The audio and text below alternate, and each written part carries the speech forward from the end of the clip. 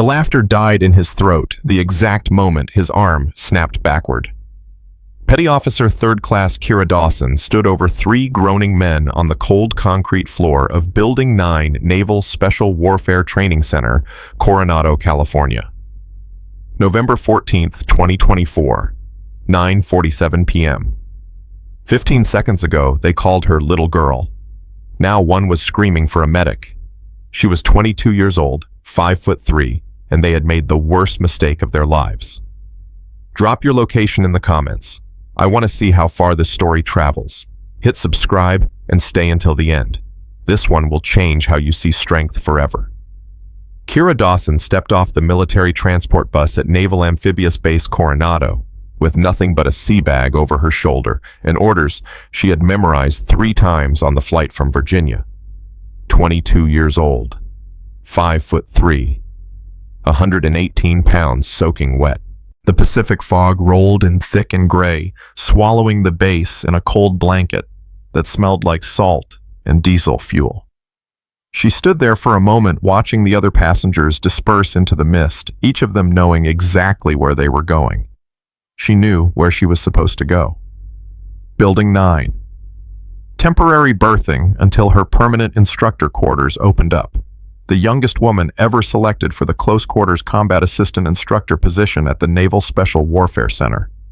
Nobody was there to meet her. She hadn't expected anyone. Kira started walking. Her footsteps echoed on the wet pavement, steady and unhurried. She had learned a long time ago that rushing made you look nervous, and looking nervous made people think you didn't belong. She belonged here. She had earned this. 3 years in the CQC instructor pipeline. Top scores in every evaluation. Letters of commendation from SEAL team leaders who had watched her demonstrate techniques on operators twice her size. She had taught men how to kill with their bare hands, how to survive when everything else failed, how to turn their bodies into weapons when the bullets ran out. But none of that showed on the outside. On the outside, she looked like someone's kid sister who had wandered onto the wrong base.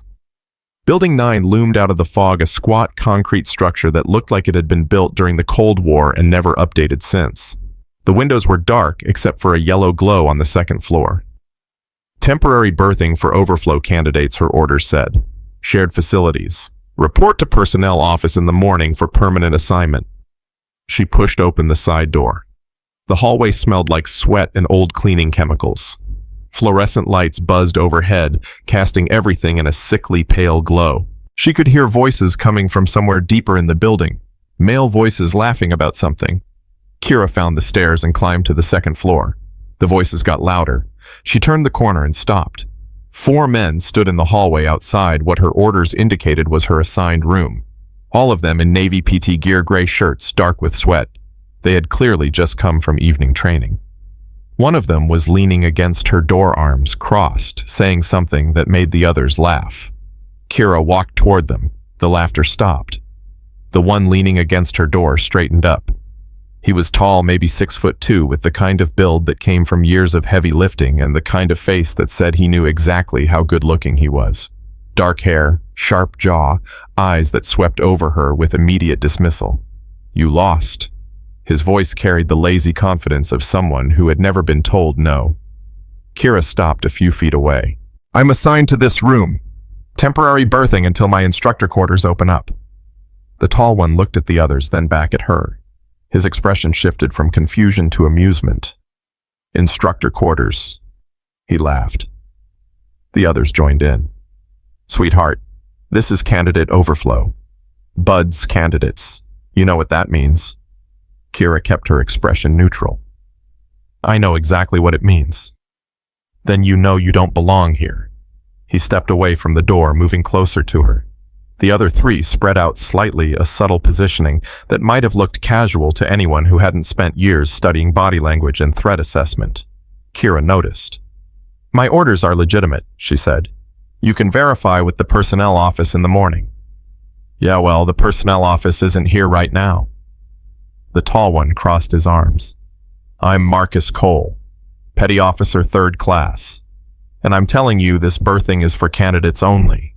No women, no instructors, no exceptions." Kira felt something tighten in her chest, but her voice stayed steady. My orders say otherwise. Your orders are wrong. He took another step closer. The others moved with him, tightening the circle. Kira recognized what was happening. She had seen it before. The slow escalation, the testing of boundaries, the assumption that size and numbers meant control. Look, she said, keeping her tone reasonable. I just got off a 6-hour flight. I'm tired. I'm not looking for trouble. Let me check into my room and we can sort this out in the morning. Marcus Cole smiled. It was not a friendly smile. You're not checking into anything. The second man stepped forward, shorter than Marcus, but thicker with a shaved head and a neck that looked like it belonged on a bull. His name tape read Torres, but this wasn't the Torres from her briefing file. This one had small eyes and a mean twist to his mouth. You heard him, Torres said. Time to go. Kira looked at him, then at Marcus, then at the other two. The third one was lean and wiry, with sleeve tattoos running down both arms. He looked bored, like this was entertainment he had seen before. The fourth was younger, maybe 20, with an uncomfortable expression on his face. He kept glancing at the others like he wasn't sure this was a good idea. I'm not leaving, Kira said quietly. This is my assigned berthing. Marcus Cole's smile vanished. Wrong answer. He moved fast. His hand shot out and grabbed her phone from where it was clipped to her belt. Before she could react, he hurled it against the wall. The screen shattered with a crack that echoed down the empty hallway. Kira stared at the broken phone, then back at Marcus. That was a mistake, he laughed. What are you going to do about it, little girl? The words hit her like they always did, a familiar sting that she had learned to bury deep. Little girl. She had heard it her whole life. From foster parents who didn't want her. From kids at school who saw an easy target. From instructors who thought she didn't belong in their program. She had proven every single one of them wrong. But Marcus Cole didn't know that. He only saw what everyone saw, a small woman in civilian clothes who looked like she had wandered into the wrong building. I'm going to give you one chance, Kira said, her voice dropping to something cold and controlled. Walk away. Let me check into my room. We forget this happened.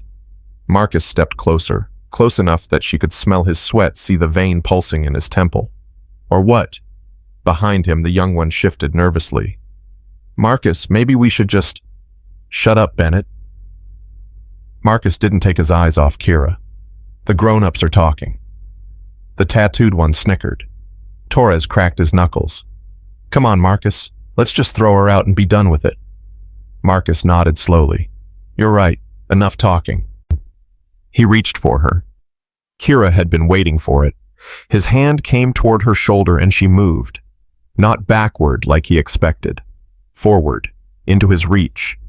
Her right hand intercepted his wrist, rotating it outward, while her left palm drove upward into the soft tissue beneath his chin.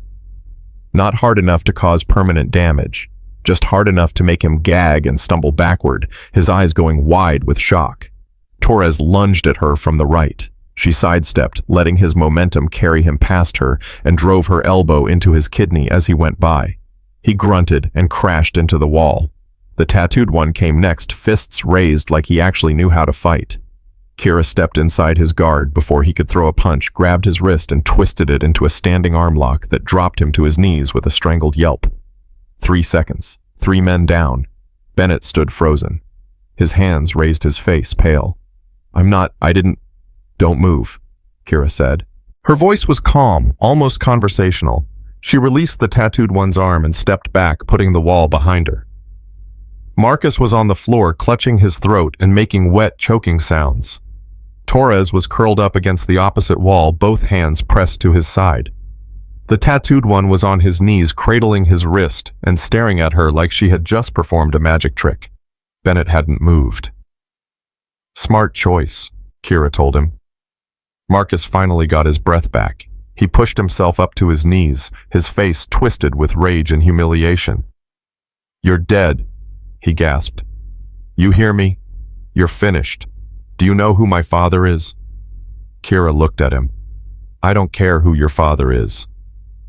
Rear Admiral Vincent Cole, commander of Naval Special Warfare Development Group. Marcus's voice shook with fury. One phone call, and you'll never serve another day in this Navy." The words hit harder than she wanted to admit. She knew that name. Everyone in the special warfare community knew that name. Rear Admiral Vincent Cole was a legend, a former SEAL team commander who had led operations that were still classified, who had the ear of admirals and senators, and probably the president himself. If Marcus Cole was telling the truth about his father. "You think I'm scared of you?" Kira kept her voice steady, even though her heart was suddenly pounding. "You just assaulted a Navy instructor. There are cameras in this building. You're the one who should be worried." Marcus laughed, a harsh sound that scraped against her nerves. "Cameras? You think anyone's going to care about cameras when my father gets involved? You think anyone's going to believe a little girl over 4 Buds candidates?" He was getting to his feet now, still unsteady but fueled by rage. "I'm going to destroy you, not just your career, your whole life. By the time my father's done with you, you won't be able to get a job at a gas station." The tattooed one was standing now, too still, cradling his wrist, but looking at her with new hatred in his eyes. Torres pushed himself off the wall, his breathing heavy. "We should finish this. All 4 of us. She got lucky once. She won't get lucky again." Kira felt the situation shifting. The initial shock of her counterattack was wearing off. They were regrouping, their wounded pride demanding retribution. She had taken down 3 of them in less than 5 seconds. But that was surprise. That was technique against untrained aggression. If they came at her together coordinated, using their size and numbers advantage, she was good. She wasn't superhuman. "Bennett," she looked at the young one, the one who hadn't attacked. "You can stop this, right now, before it gets worse." Bennett's eyes darted between her and Marcus. His jaw worked like he was trying to find words. "Bennett, don't you dare!" Marcus's voice was sharp. "You're either with us or against us." "Marcus, she's an instructor. If she's a liar." Marcus took a step toward Kira, then another. "There's no way they'd assign a female instructor here. No way. She's some crazy civilian who broke in, and now she's going to pay for putting her hands on us." He looked at Torres and the tattooed one. Together, on 3. Torres nodded, his small eyes gleaming. The tattooed one flexed his good hand. Bennett took a step backward, his face anguished. Kira shifted her weight, preparing herself. 3 against 1. Bad odds. But she had trained for worse. She had... The door at the end of the hallway crashed open. Everyone froze. A man strode through, dressed in khaki uniform, the gold anchors on his collar glinting under the fluorescent lights. Senior Chief Petty Officer. 50 years old, maybe 55, with a weathered face and eyes that had seen things most people couldn't imagine.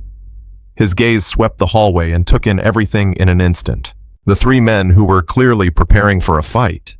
The young woman standing alone against the wall. The broken phone on the floor. "What the hell is going on here?" His voice was calm, but there was steel underneath it. Marcus straightened immediately, his aggressive posture shifting to something that almost looked respectful. "Senior Chief Briggs, this woman broke into our berthing. We were trying to remove her." Briggs looked at Kira. "Is that true?" "No, Senior Chief." Kira kept her voice level. "I'm Petty Officer 3rd Class Kira Dawson. I'm assigned temporary berthing in this building until my instructor quarters open up. These men refused to let me access my room and physically attacked me." Briggs's expression didn't change, but something shifted behind his eyes. "Instructor quarters." "Yes, Senior Chief. I'm the new CQC assistant instructor. My orders came through from Norfolk 3 days ago." Marcus laughed. "That's ridiculous. There's no way. Shut your mouth, Cole." Briggs didn't raise his voice, but Marcus fell silent immediately. "You're telling me you put hands on a Navy instructor?" "She attacked us." Torres pointed at his side. "Look what she did. She's crazy." Briggs looked at the 3 men, at their positions, at the way they were standing, at the broken phone on the floor. Then he looked at Kira. "You did that, all 3 of them?" "They didn't give me a choice, Senior Chief." Something that might have been respect flickered across Briggs's face. Then it was gone, replaced by cold authority. "All of you. Against the wall. Now." Marcus didn't move. Senior Chief, my father is Rear Admiral Cole. When he hears about this, I don't care if your father is the President of the United States. Briggs stepped closer to Marcus, and despite the younger man's height advantage, he suddenly looked very small. You assaulted a fellow sailor, in my building, on my watch. You're going to stand against that wall, you're going to keep your mouth shut, and you're going to pray that I don't recommend court-martial. Marcus's face went pale. For a long moment, nobody moved. Then Torres shuffled toward the wall. The tattooed one followed, still cradling his wrist. After a moment, Marcus joined them, his jaw clenched so tight Kira could see the muscles jumping. Bennett was already pressed against the wall, looking like he wanted to disappear. Briggs keyed his radio. Master-at-Arms, this is Senior Chief Briggs. I need security and medical at Building 9, second floor. 4 candidates detained pending investigation. Possible assault charges. The radio crackled in acknowledgement. Briggs turned to Kira. You injured? My head hit the wall, Senior Chief. I should get checked. Medics are on the way. His eyes studied her for a moment. CQC instructor. You're the one they've been talking about. The one who broke all the records. Kira didn't respond. 3 against 1, and they're the ones who needed medical. He almost smiled. Almost. Guess the records don't lie. Marcus made a sound that might have been a growl. Something to say, Cole. Marcus's eyes burned with hatred, but he shook his head. That's what I thought. Briggs turned back to Kira. Don't go anywhere. I need your statement. I'm not going anywhere, Senior Chief. I still need to check into my room. She walked past the 4 men pressed against the wall, past Marcus Cole, who stared at her with a fury that promised this wasn't over, past Torres, who wouldn't meet her eyes, past the tattooed one who watched her with something that looked almost like fear, past Bennett, who whispered something that might have been, I'm sorry. She reached the door to her room, opened it, and stepped inside. Only when the door closed behind her did she allow herself to lean against it and close her eyes. Her hands were shaking. Not from fear, from adrenaline, from the aftermath of violence, no matter how controlled. She had known it would be hard. She had known there would be resistance. She had known that being the youngest female instructor in naval special warfare history would paint a target on her back. She hadn't expected it to start before she even checked in. Outside, she could hear boots in the hallway, the Master-at-Arms arriving, voices sharp with authority, the sounds of the 4 candidates being led away. Kira opened her eyes and looked around the small room. A bed, a desk, a window that faced the Pacific, gray fog pressing against the glass. She thought about what Marcus had said, about his father, about the phone call that would destroy her career and her life. She thought about everything she had sacrificed to get here, the years of training, the doubters she had proven wrong, the foster homes and the abuse and the nights when she had wondered if she would ever be anything more than a victim. She had clawed her way out of nothing. She had built herself into something. And now some entitled rich kid with a famous father thought he could tear it all down because she had defended herself. Kira walked to the window and looked out at the fog. No, she hadn't come this far to be destroyed by someone like Marcus Cole. Whatever came next, she would face it. Whatever they threw at her, she would handle it. She was Petty Officer 3rd Class Kira Dawson, and she didn't break. Not for anyone. A knock on her door made her turn. Petty Officer Dawson, Briggs's voice muffled through the door. Need your statement now. She took a breath, steadied herself, buried the shaking hands deep where no one could see. Then she opened the door. The next few hours were a blur of paperwork and questions. 2 investigators from the Naval Criminal Investigative Service arrived to take her statement. She told them everything from the moment she arrived at the building to the moment Briggs walked in. She kept her voice calm and her account precise. They photographed the bruises forming on her neck where Marcus had grabbed her. They documented the broken phone. They took statements from Briggs and from the medics who had examined the 4 candidates. 3 of them required medical attention. Marcus had a contusion on his throat that would make swallowing difficult for days. Torres had a bruised kidney. The tattooed one, whose name was apparently Reeves, had a sprained wrist. Bennett was uninjured. He had been the only one who didn't attack. The investigators told Kira to stay in her quarters until further notice. The incident would be reviewed by the chain of command. There would be a formal investigation. She asked about her assignment, about her instructor position. They didn't have answers. By the time they left, it was past midnight. Kira sat on the edge of her bed staring at the wall. She had done everything right. She had tried to de-escalate. She had given them multiple chances to walk away. She had only used force when force was used against her, and she had used the minimum necessary to neutralize the threat. It didn't matter. Marcus Cole's father was a rear admiral, one of the most powerful men in the Navy, and Marcus had promised to destroy her. Kira knew how these things worked. She had seen it happen before. The investigation would be slow. The evidence would become murky. Witnesses would suddenly remember things differently. Paperwork would get lost. And by the time it was all sorted out, her career would be over. She had spent her whole life fighting against people who wanted to crush her. People who saw her size, her gender, her background, and assumed she was weak, easy prey, someone to be used and discarded. She had beaten all of them, but she had never faced someone with real power. Someone who could pick up a phone and make calls that would echo through the entire military establishment. For the first time in a very long time, Kira Dawson felt something she had worked hard to eliminate from her life. She felt afraid. The morning sun cut through the fog like a blade, and Kira was already awake. She hadn't slept. She stood in front of the small mirror in her room, examining the bruises on her neck. They had darkened overnight, a necklace of purple and black that would be impossible to hide. Good. Let them see what Marcus Cole had done. She dressed in her service uniform, taking care with every detail. Hair pinned back in regulation style, ribbons aligned precisely, boots polished to a mirror shine. If they were going to try to destroy her, she would at least look like she belonged when they did it. A knock on her door. Kira opened it to find a woman she didn't recognize. 45, maybe 50, with short gray hair and a face that looked like it had been carved from stone. She wore khaki uniform, and the insignia on her collar made Kira's breath catch. Master Chief Petty Officer, the highest enlisted rank in the Navy. Petty Officer Dawson.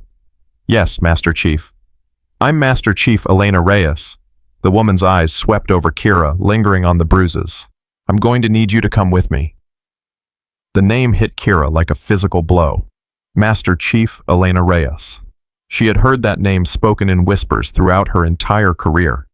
One of the first women to complete the full SEAL training pipeline back when they said it couldn't be done. 15 years of active operations with Tier 1 units. More combat deployments than most operators twice her age. A legend in a community that didn't produce many legends. And she was standing in Kira's doorway. Yes, Master Chief. Where are we going? Reyes turned and started walking.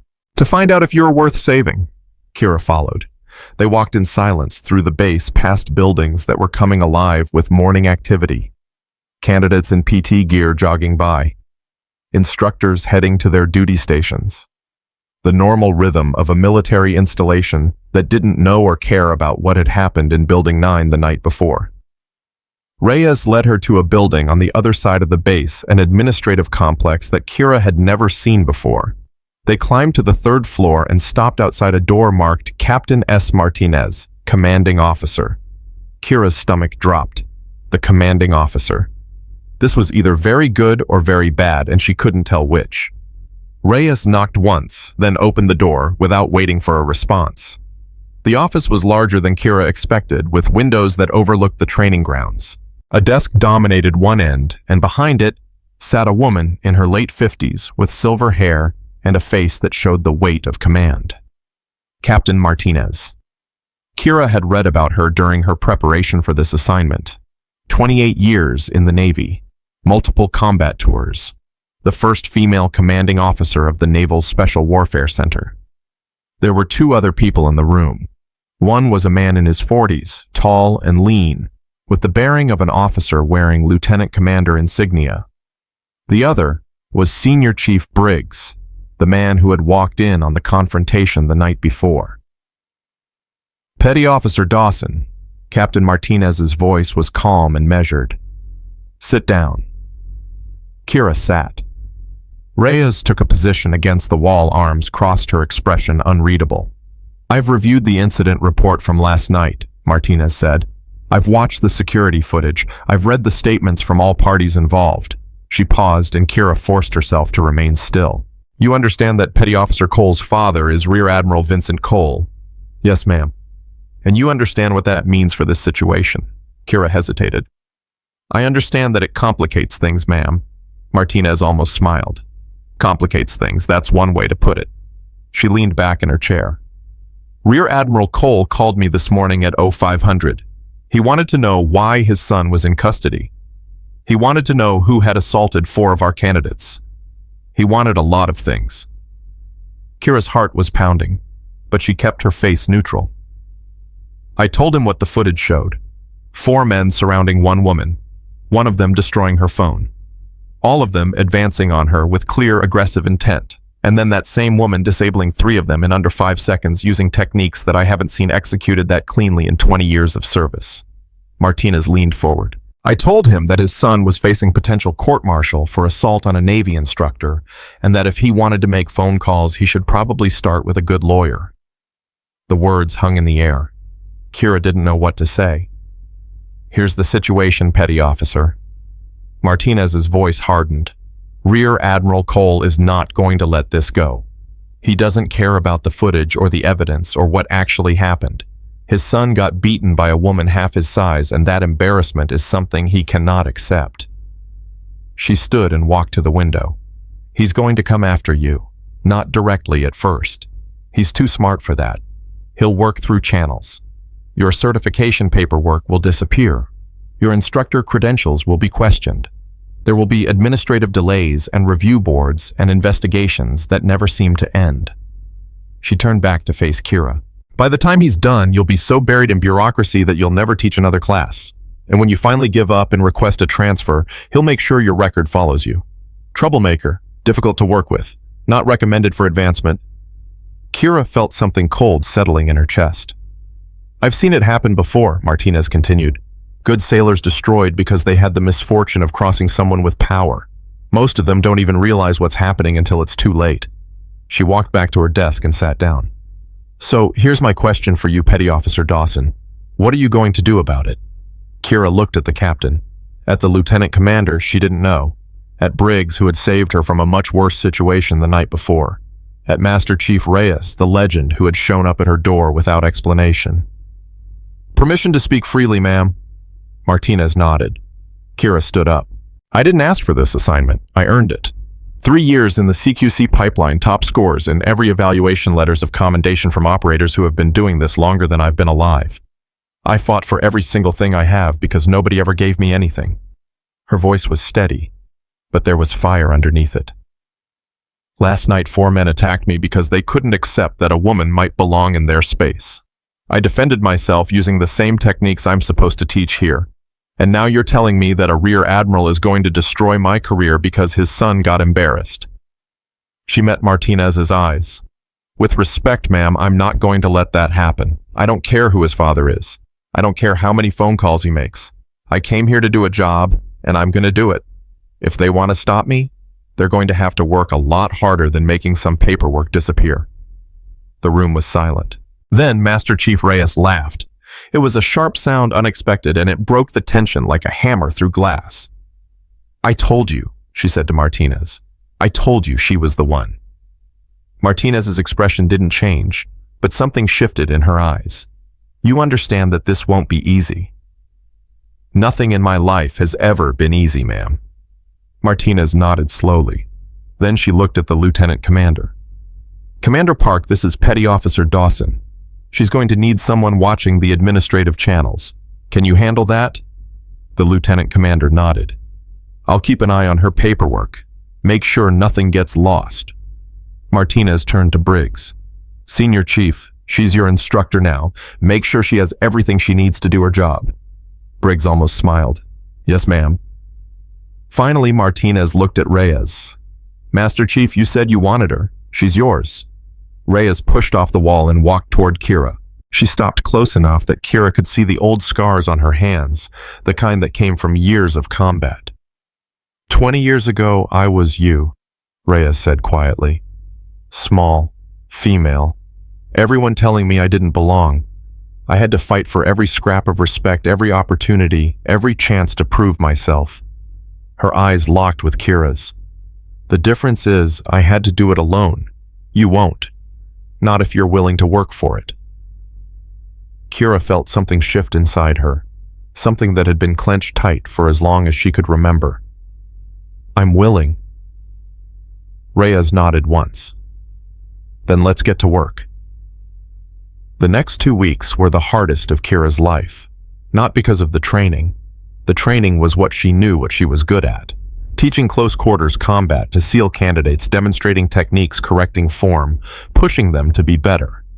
What made it hard was everything else, the whispers that followed her everywhere. The story of what happened in Building 9 had spread through the base like wildfire, and it had grown in the telling. Some versions said she had put all 4 men in the hospital.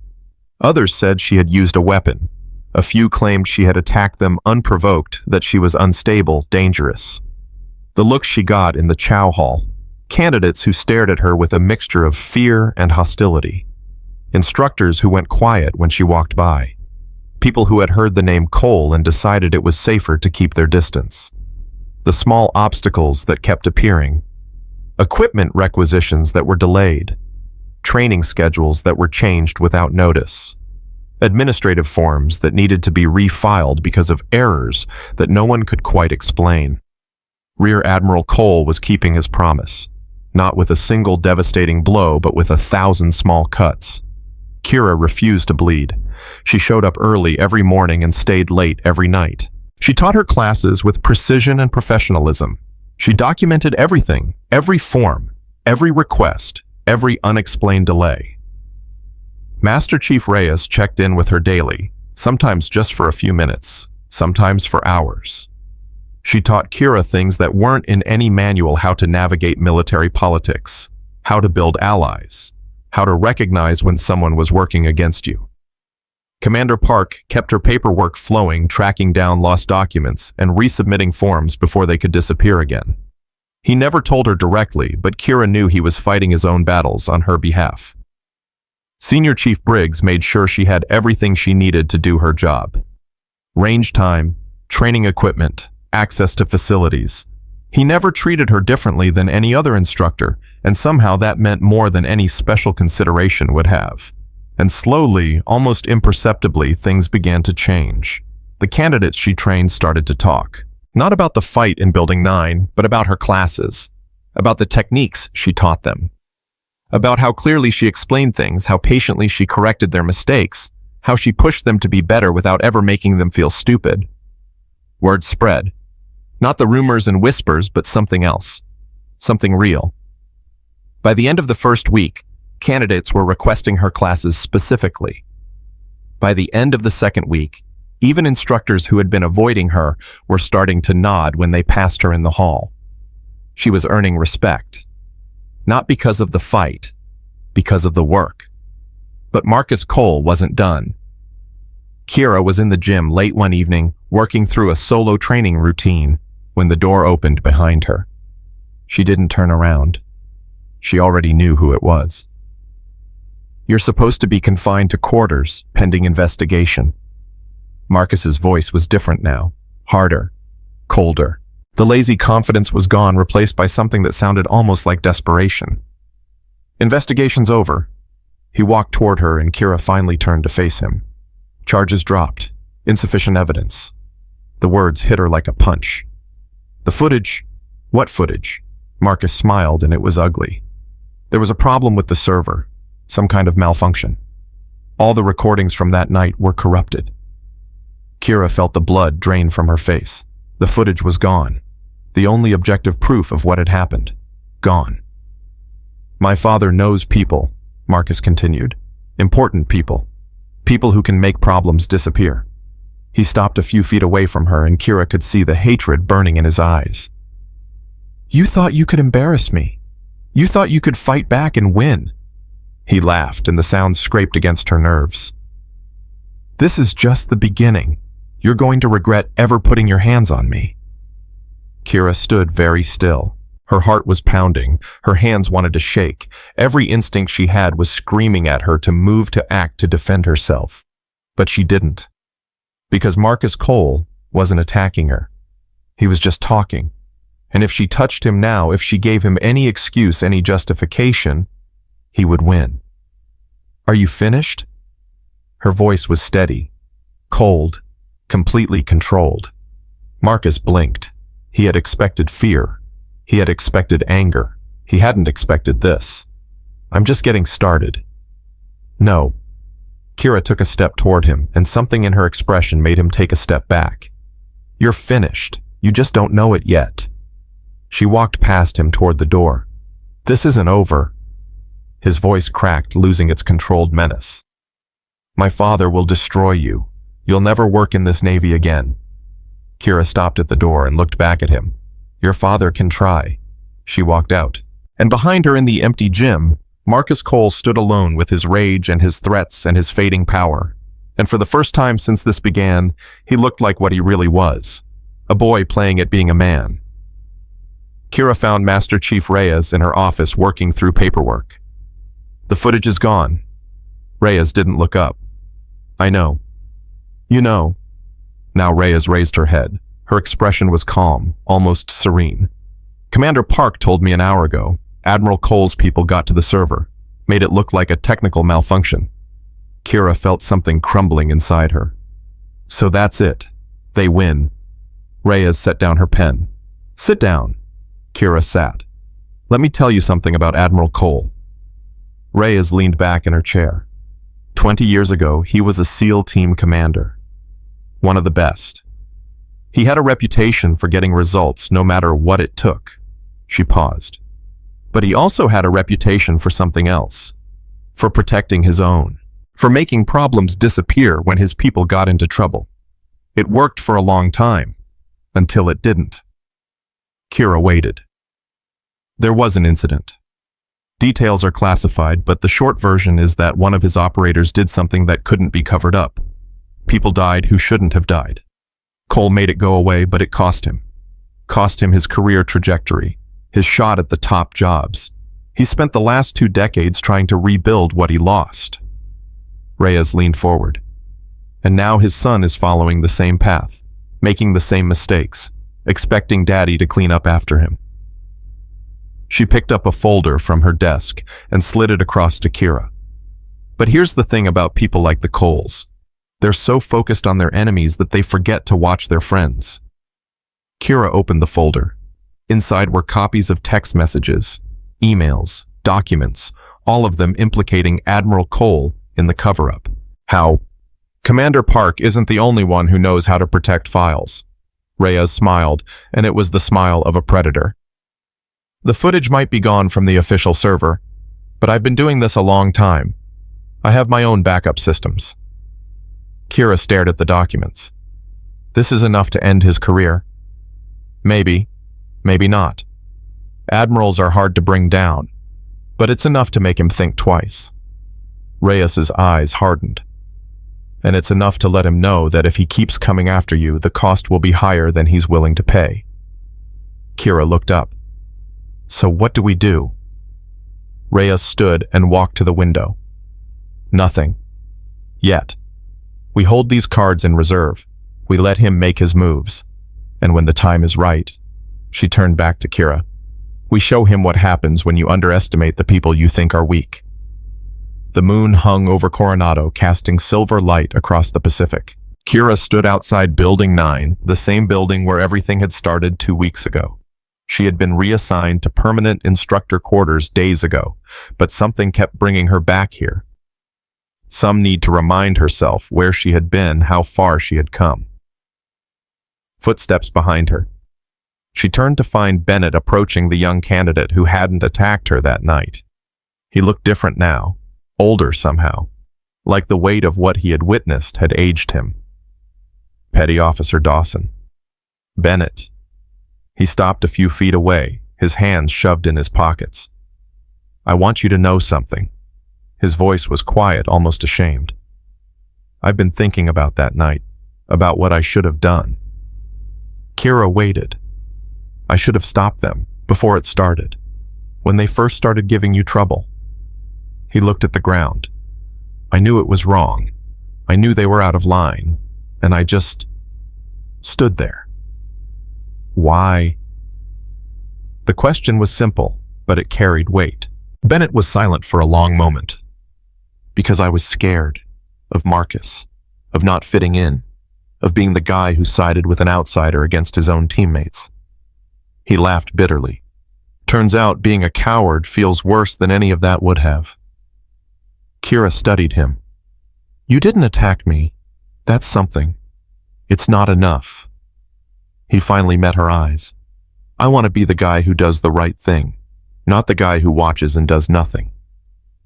Kira nodded slowly. Then be that guy. Starting now. She started to walk away, then stopped. Bennett, that class I'm teaching tomorrow morning. Advanced Defensive Tactics. You should be there. He looked confused. That's for instructors and senior candidates. I'm the instructor. I get to decide who attends. She looked at him steadily. Be there. 0600.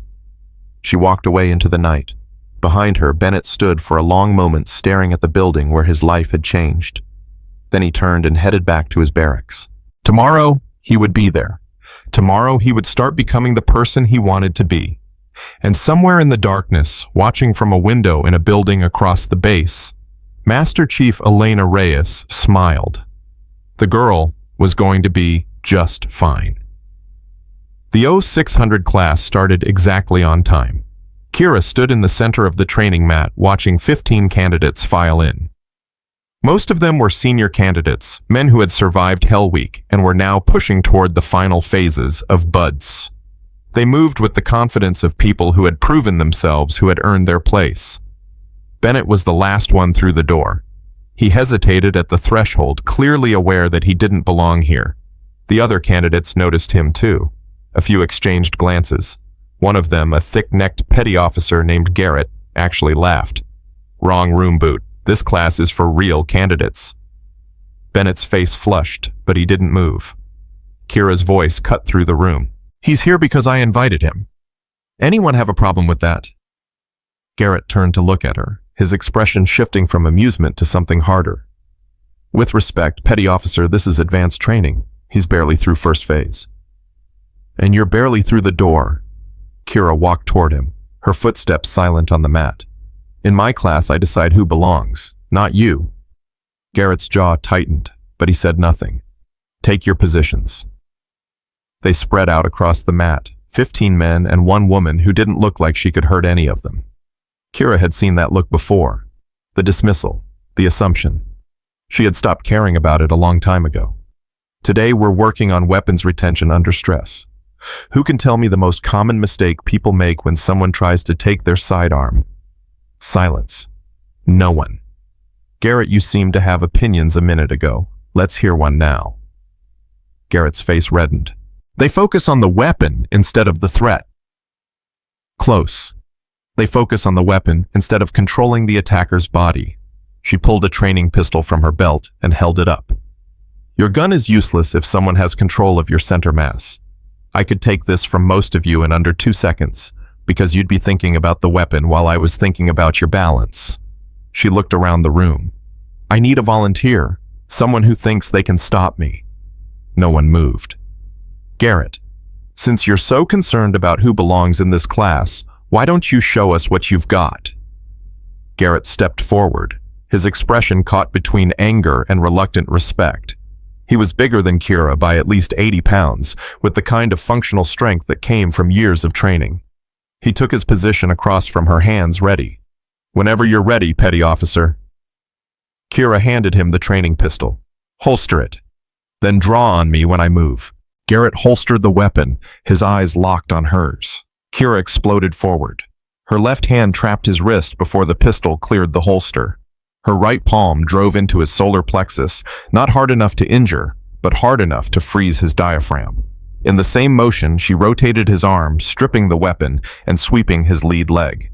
Garrett hit the mat with a grunt of expelled air. Kira stood over him, the training pistol in her hand, her breathing barely elevated. 1.3 seconds, and I was being gentle. She offered him a hand up. After a moment, he took it. The rest of you pair up. We're going to drill this until you can do it in your sleep.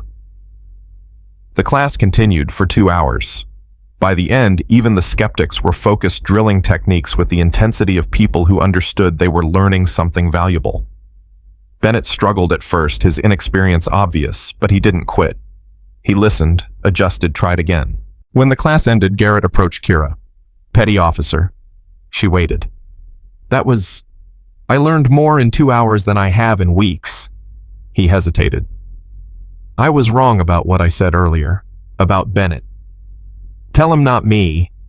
Garrett nodded slowly, then walked toward Bennett. Kira didn't hear what he said, but she saw Bennett's expression shift from wariness to surprise to something that looked almost like gratitude. Small victories. She gathered her gear and headed for the door. Master Chief Reyes was waiting outside. "Good class." Kira fell into step beside her. "You were watching. I watch everything." Reyes's expression was unreadable. "Commander Park needs to see you, now." The tone of her voice made Kira's stomach tighten. "What happened?" "Your certification paperwork. It's gone." Commander Park's office was small but organized, every surface covered with neatly stacked files and folders. The man himself sat behind his desk, his face drawn with frustration. "I don't understand how this happened." He pushed a folder across the desk toward Kira. She opened it and found nothing but blank pages and empty forms where her credentials should have been.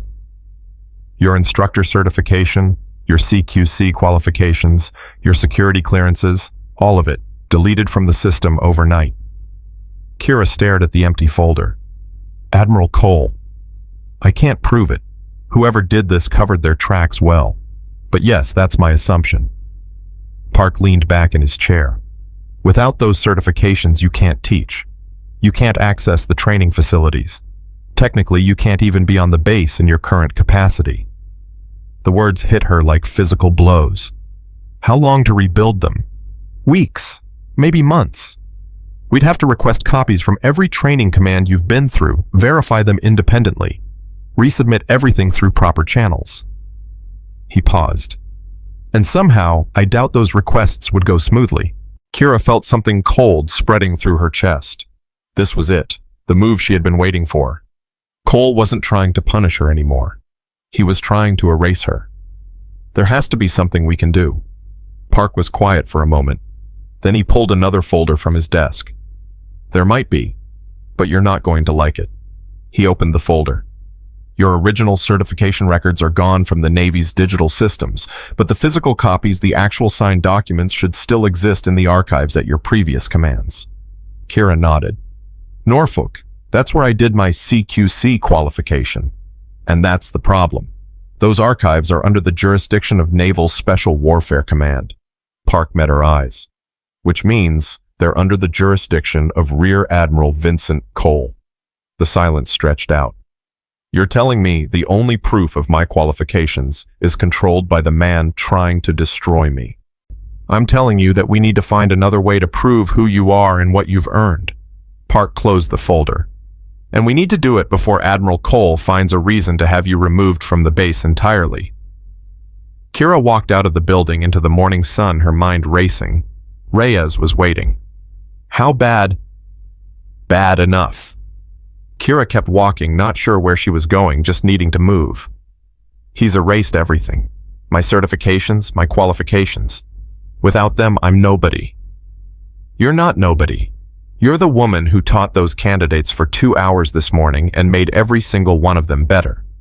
Reyes matched her pace. "Paperwork doesn't change what you can do. Paperwork is how the Navy knows what I can do. Without it, I'm just some random petty officer who wandered onto the base." Reyes grabbed her arm, stopping her. "Listen to me. I've seen sailors destroyed by men like Cole. Good people who did everything right and still lost because the system was rigged against them." Her eyes were fierce. "But I've also seen sailors who refused to break, who found ways to fight back that nobody expected, who turned the very weapons being used against them into tools for their own victory." She released Kira's arm. "Cole thinks he's winning because he controls the official records. But there's one thing he can't control." "What?" "The people who trained you, the operators you've taught, the men and women who know exactly what you're capable of because they've seen it with their own eyes. Reyes pulled out her phone. How many SEAL team leaders have you worked with, Kira thought.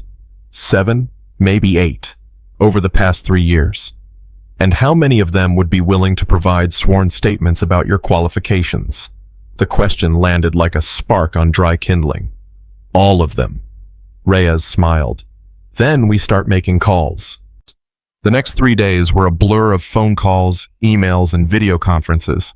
Kira reached out to every operator she had ever trained, every team leader she had worked with, every instructor who had witnessed her capabilities firsthand.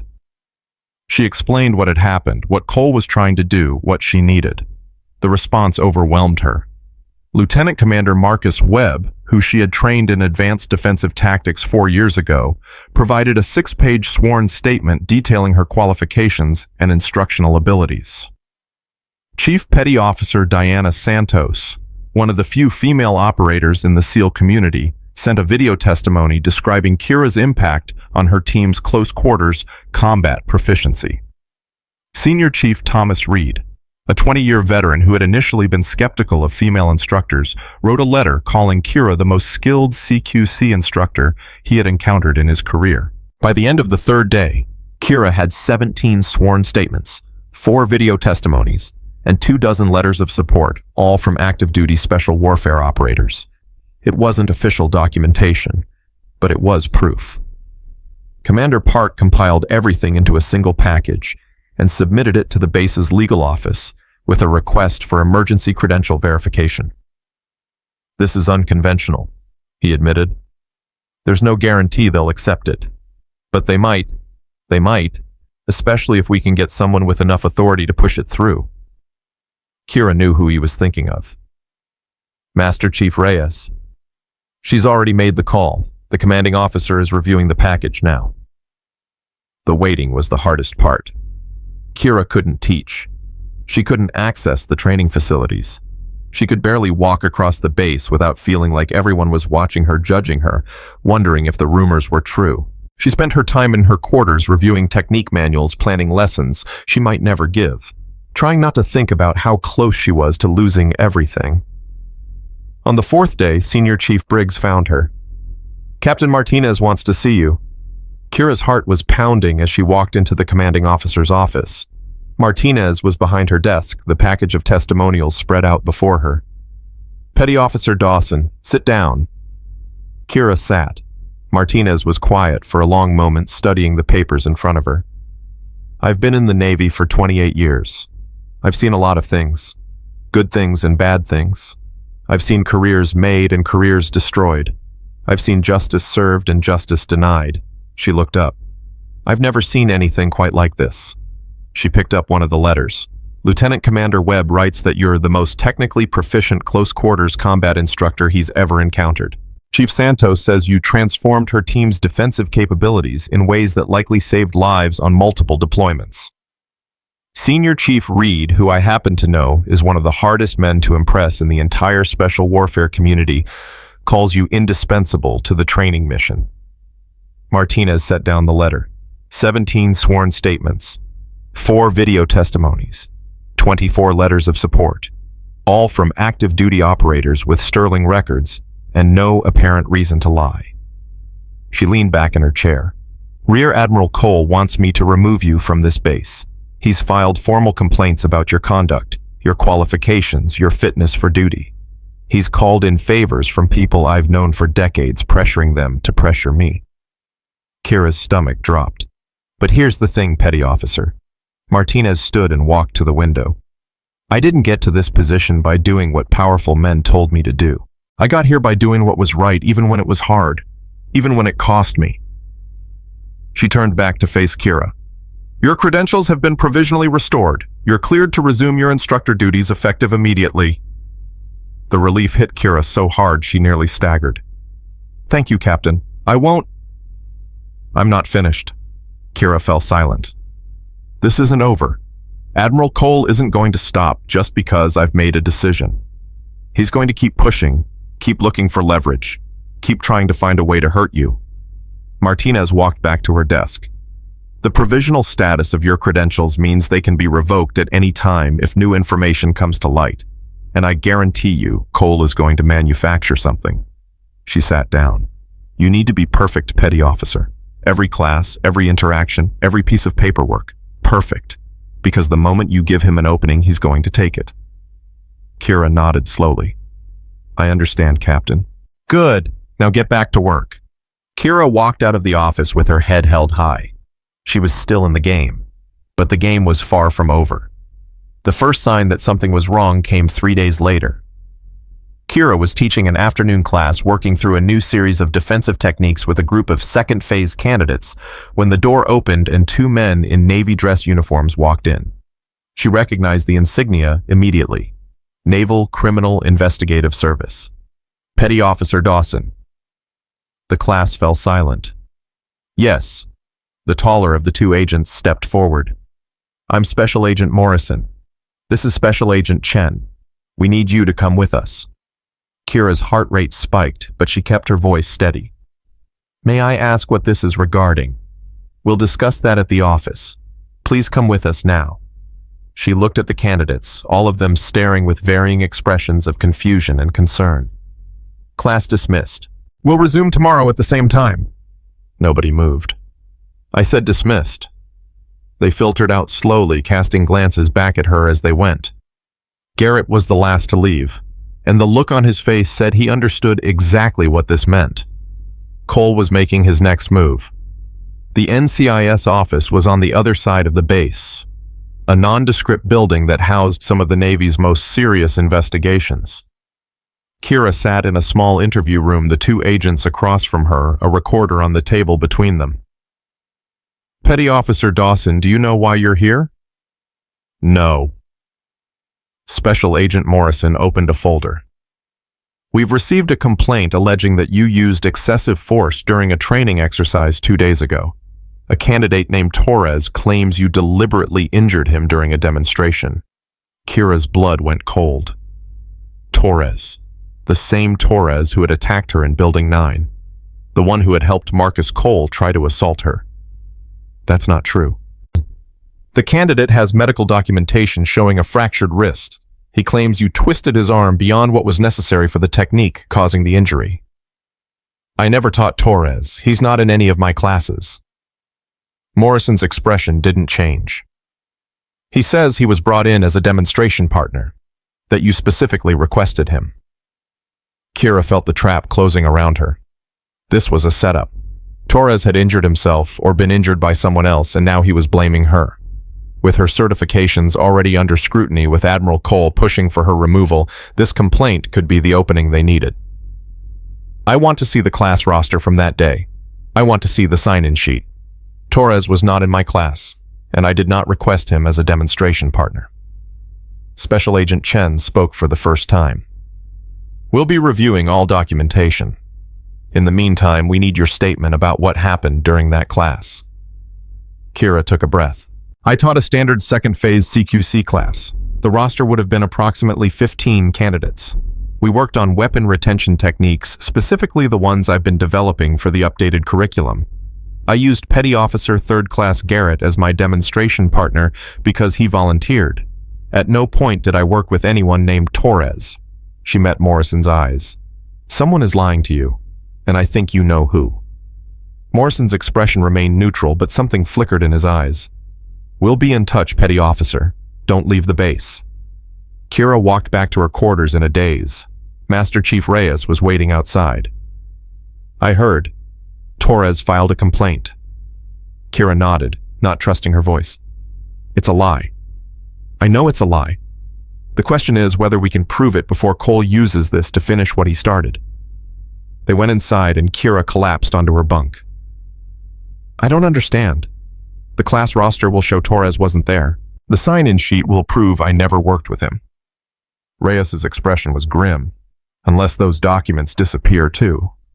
The words hung in the air. He wouldn't.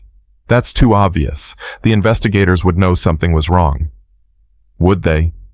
Or would they see a pattern? First, your certifications vanish.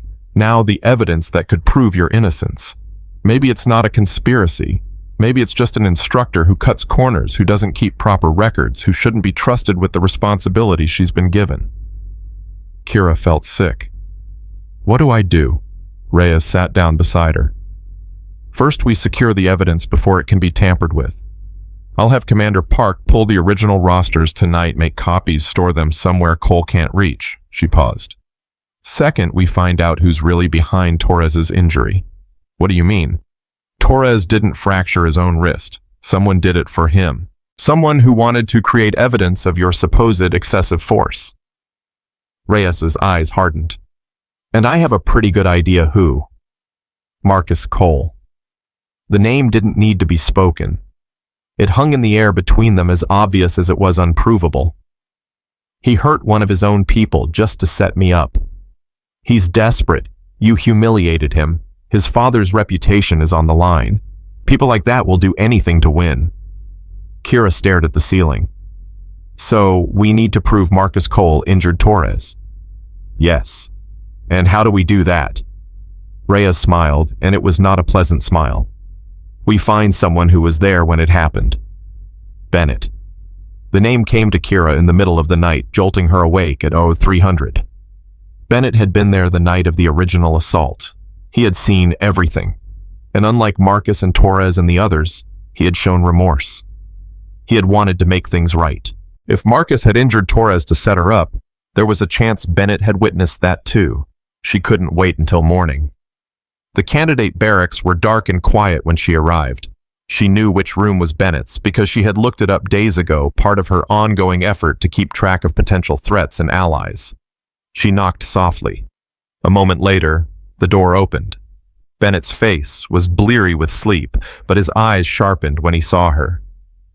Petty Officer Dawson, I need to talk to you. Now. He stepped outside, pulling the door closed behind him. What's wrong? Torres filed a complaint against me. Says I fractured his wrist during a training exercise. Bennett's expression shifted. Something crossed his face that looked like fear. That's not possible. You never...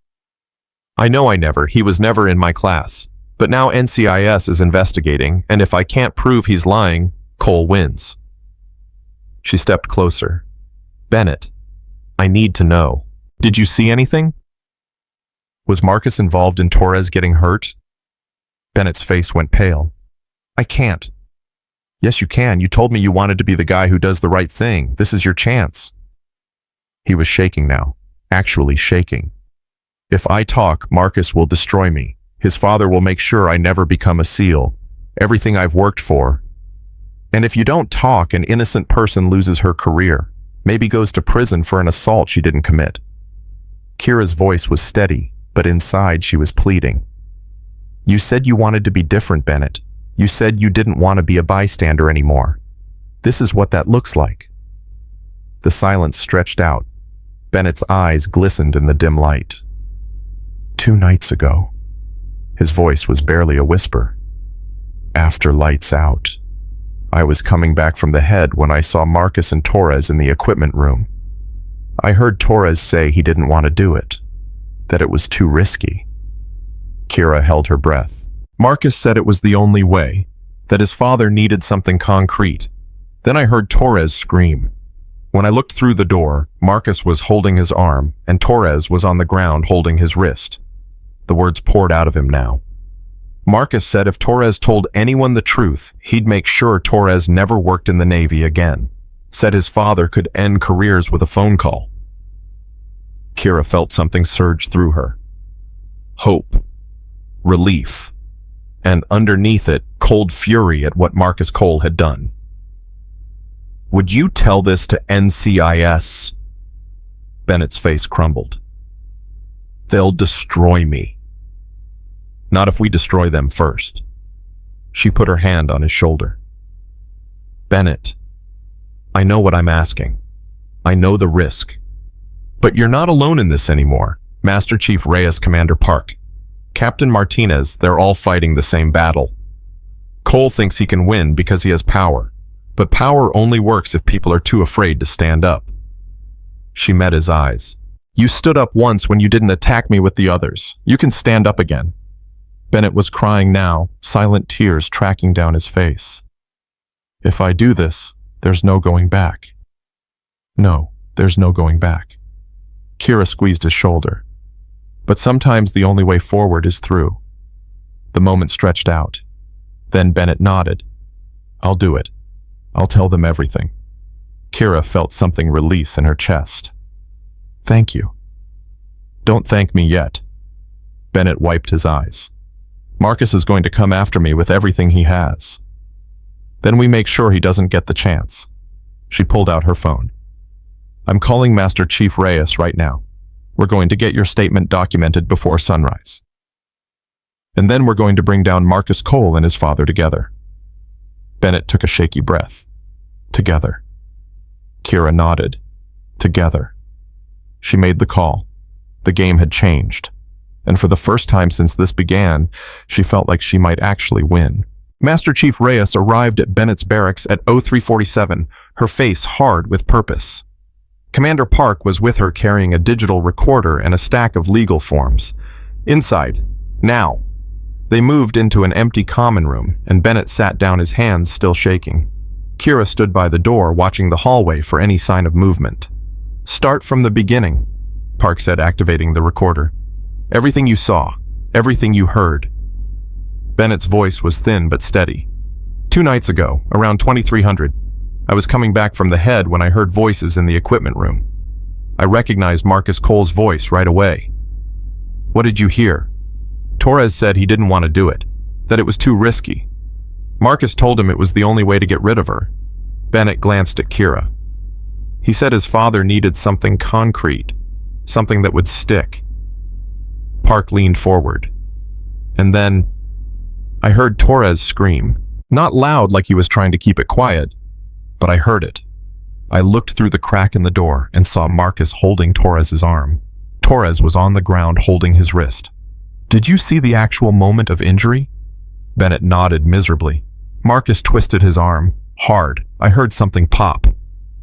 Reyes's expression was granite. What happened after that? Marcus told Torres that if he told anyone the truth, he'd make sure Torres never worked in the Navy again. He said his father could end careers with a phone call. Bennett's voice cracked. Torres just kept saying, okay, I'll do what you want. Then Marcus helped him up and they left through the back door. Park stopped the recording. This is enough, combined with the class rosters showing Torres was never in Dawson's training session. This gives NCIS everything they need to redirect their investigation. Reyes nodded. I'll contact Special Agent Morrison directly. He needs to hear this before Cole's people have a chance to spin it. She looked at Bennett. You understand what you've done tonight?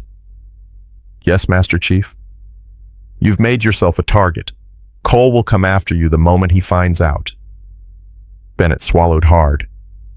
I know. Good. Reyes's expression softened just slightly.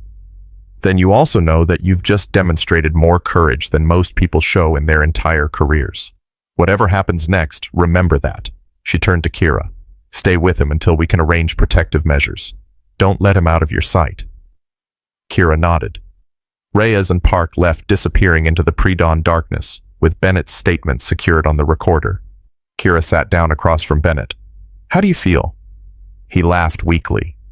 Terrified, sick, like I just jumped off a cliff and haven't hit the ground yet. That's how it's supposed to feel. Does it get easier? Kira thought about her own life. The foster homes. The abuse. The years of fighting just to survive. The moment she decided to enlist, knowing she was choosing a path that would be harder than anything she'd faced before. No, it doesn't get easier. You just get stronger. Bennett nodded slowly. They sat in silence, waiting for the sun to rise. The call came at 0730. Special Agent Morrison wanted to see Kira immediately, not at the NCIS office, but at Captain Martinez's headquarters, full dress uniform, prepared for formal proceedings. Kira's stomach tightened as she walked across the base. This was either very good or very bad, and she had no way of knowing which until she walked through that door. The conference room was packed. Captain Martinez sat at the head of a long table. Master Chief Reyes stood against the wall behind her. Commander Park was seated to Martinez's right, his expression carefully neutral. Special Agents Morrison and Chen occupied chairs near the center of the table. And at the far end, in full dress whites with the stars of a rear admiral gleaming on his collar, sat Vincent Cole. Kira felt the floor tilt beneath her. She hadn't expected him to be here in person. Phone calls, yes. Political pressure, certainly. But the man himself sitting in this room, his cold eyes fixed on her face. This was a showdown. Petty Officer Dawson. Martinez gestured to an empty chair. Please sit. Kira sat. Her hands wanted to shake, but she forced them still. We're here to review new evidence in the ongoing investigation regarding your conduct as an instructor. Martinez continued. Admiral Cole has requested to be present as the complainant's representative. Cole's voice was smooth, controlled, the voice of a man who had commanded hundreds of sailors and had never once doubted his own authority. Captain Martinez, I appreciate you accommodating my schedule. As you know, I've been deeply concerned about the safety of the candidates under this instructor's supervision. The complaint filed by Petty Officer Torres is just the latest in a pattern of Admiral Cole. Martinez's voice was sharp. You'll have an opportunity to speak. Right now, I'm addressing Petty Officer Dawson. Something flickered across Cole's face. Surprise, maybe, or anger carefully suppressed. Martinez turned back to Kira. Special Agent Morrison has informed me that new evidence has emerged regarding the Torres complaint. Evidence that significantly changes the nature of this investigation. Kira's heart pounded. Morrison opened a folder in front of him. Approximately 4 hours ago, we received a sworn statement from a witness who observed the actual circumstances of Petty Officer Torres's injury. This witness states that Torres was injured by Petty Officer 3rd Class Marcus Cole, not by Petty Officer Dawson. Cole's expression froze. That's absurd. Who is this witness? The witness's identity is protected under investigation protocols. Morrison's voice was flat. But their statement is corroborated by physical evidence. Class rosters confirm that Torres was not present in any of Petty Officer Dawson's training sessions on the day in question. Sign-in sheets show he was assigned to a completely different facility. Cole leaned forward. Paperwork can be manipulated. Someone has clearly, additionally. Morrison continued cutting him off. We've obtained security footage from the equipment room where the witness claims the injury occurred. The footage shows Petty Officer Marcus Cole and Petty Officer Torres entering the room at 22:47. It shows them leaving at 22:59. Torres is clearly favoring his left arm upon exit. The silence in the room was absolute. Cole's face had gone pale. That footage should have been secured. Who authorized? I did. Commander Park's voice was calm. As part of my responsibilities for administrative oversight, I conducted a routine review of security systems across the base. The footage was recovered from a backup server that had not yet been purged. Cole's eyes narrowed. You had no authority to access that system without proper channels. Actually, I had full authority. Park pulled a document from his folder. Captain Martinez signed the authorization 3 days ago as part of an investigation into potential evidence tampering related to the initial assault complaint filed by Petty Officer Dawson. Cole turned to Martinez, and Kira saw something she had never expected to see on the face of a rear admiral. Fear. Captain, this is a witch hunt. You're allowing subordinates to manufacture evidence against my son, against a candidate with an exemplary record. Your son broke another sailor's wrist to frame an innocent instructor. Martinez's voice was ice. And you've spent the past month using your position to destroy that instructor's career because she defended herself against his assault. She stood. Rear Admiral Cole, I'm terminating this meeting. The investigation into Petty Officer Dawson's conduct is closed. All complaints against her are dismissed. Cole rose to his feet, his face twisted with fury. You don't have the authority to... I have every authority within this command. Martinez met his gaze without flinching. And I'm also forwarding all evidence we've gathered to the Inspector General's office for review. That includes the original security footage from Building 9, which was recovered from the same backup server that your people missed. Cole went still. Yes, Admiral. We have the footage from the night your son assaulted Petty Officer Dawson. The footage you thought had been erased. She picked up a folder from the table. Assault. Evidence tampering. Obstruction of justice. Abuse of authority. That's what you're facing. Not Petty Officer Dawson. You. Cole stood there, his hands clenched at his sides, his chest heaving. For a long moment, nobody moved. Then Cole turned and walked out of the room without another word. The door slammed behind him. Kira let out a breath she hadn't realized she was holding. Martinez sat back down, her expression softening. Petty Officer Dawson, I want you to understand what just happened.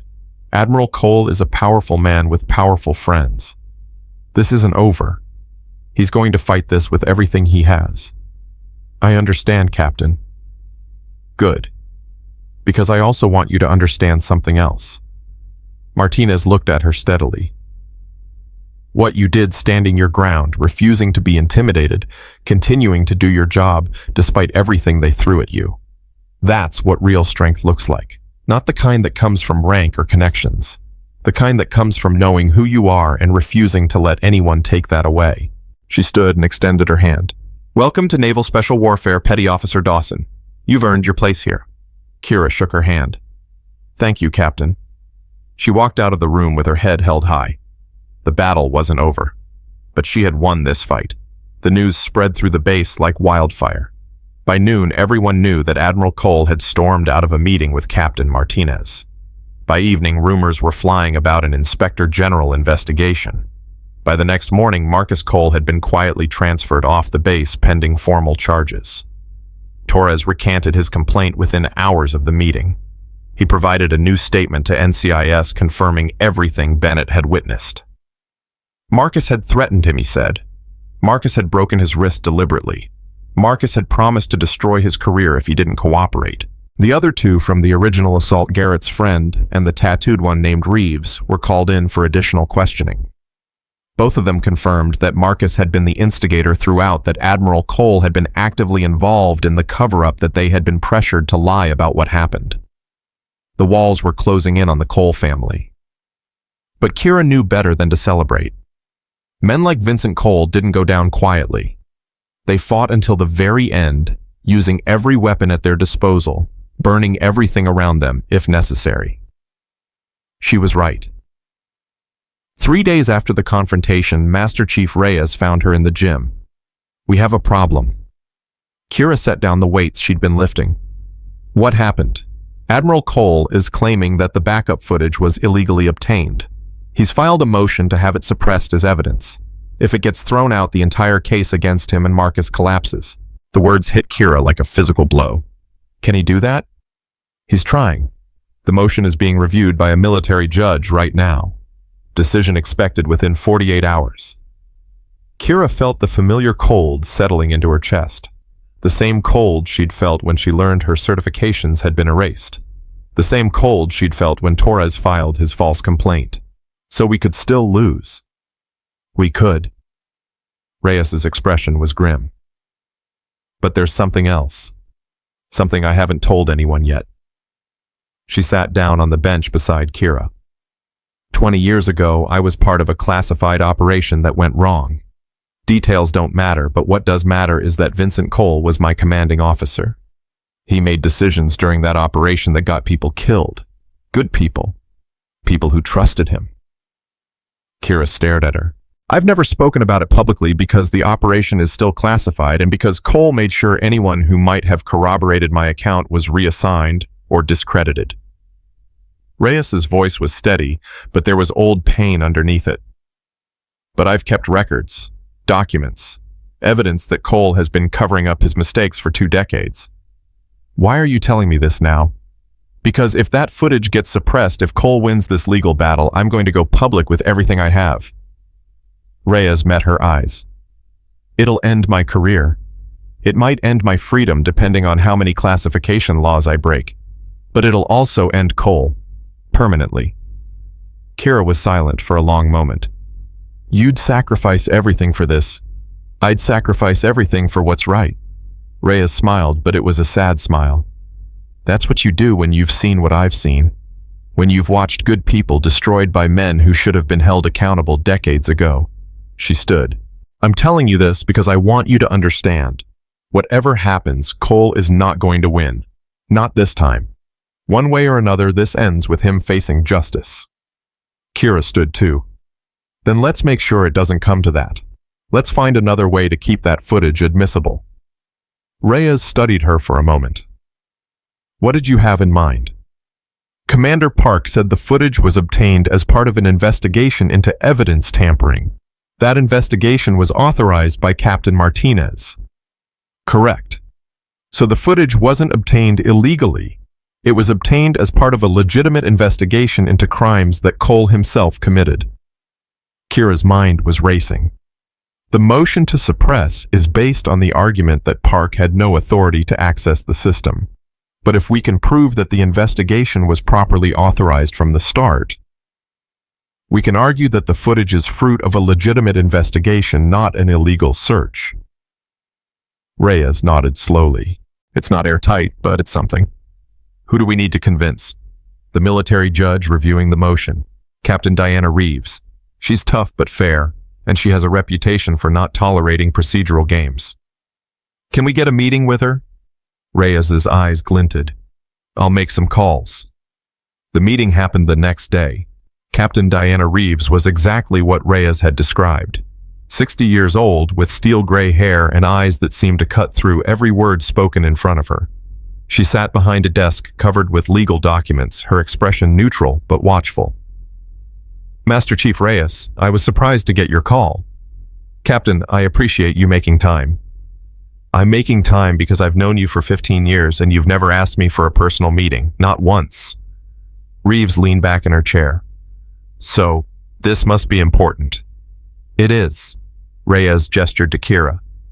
This is Petty Officer 3rd Class Kira Dawson. She's the instructor at the center of the Cole investigation. Reeves's gaze shifted to Kira. I've read your file. Impressive credentials. Also impressive that you're still standing after everything that's been thrown at you. Thank you, Captain. Don't thank me yet. I haven't decided anything. Reeves picked up a folder. Admiral Cole's motion to suppress the security footage is sitting on my desk right now.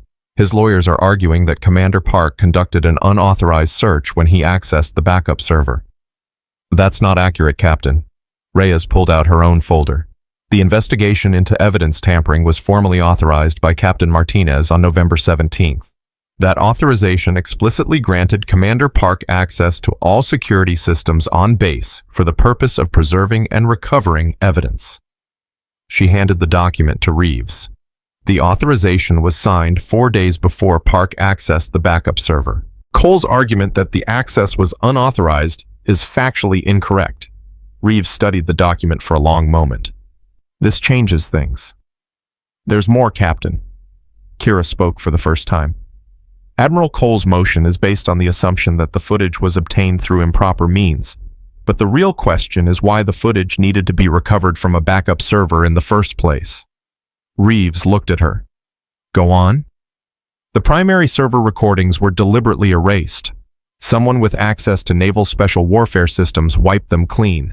That's evidence tampering. That's a crime. Commander Park's investigation was specifically designed to uncover that crime, and the footage he recovered is evidence of both the original assault and the subsequent cover-up. Kira leaned forward. Admiral Cole is trying to use legal technicalities to hide evidence of his own criminal conduct. He's not arguing about procedure because he believes in procedure. He's arguing about procedure because the procedure uncovered the truth. The room was silent. Reeves set down the folder. You're asking me to deny the suppression motion. I'm asking you to look at the facts, Captain. The authorization was legitimate. The investigation was legitimate. The evidence is legitimate. The only thing that isn't legitimate is Admiral Cole's attempt to escape accountability for what he and his son have done. Reeves was quiet for a long moment. Then she nodded slowly. I'll review the authorization document and the timeline of events. If what you're showing me is accurate, I'll deny the motion. Kira felt something loosen in her chest.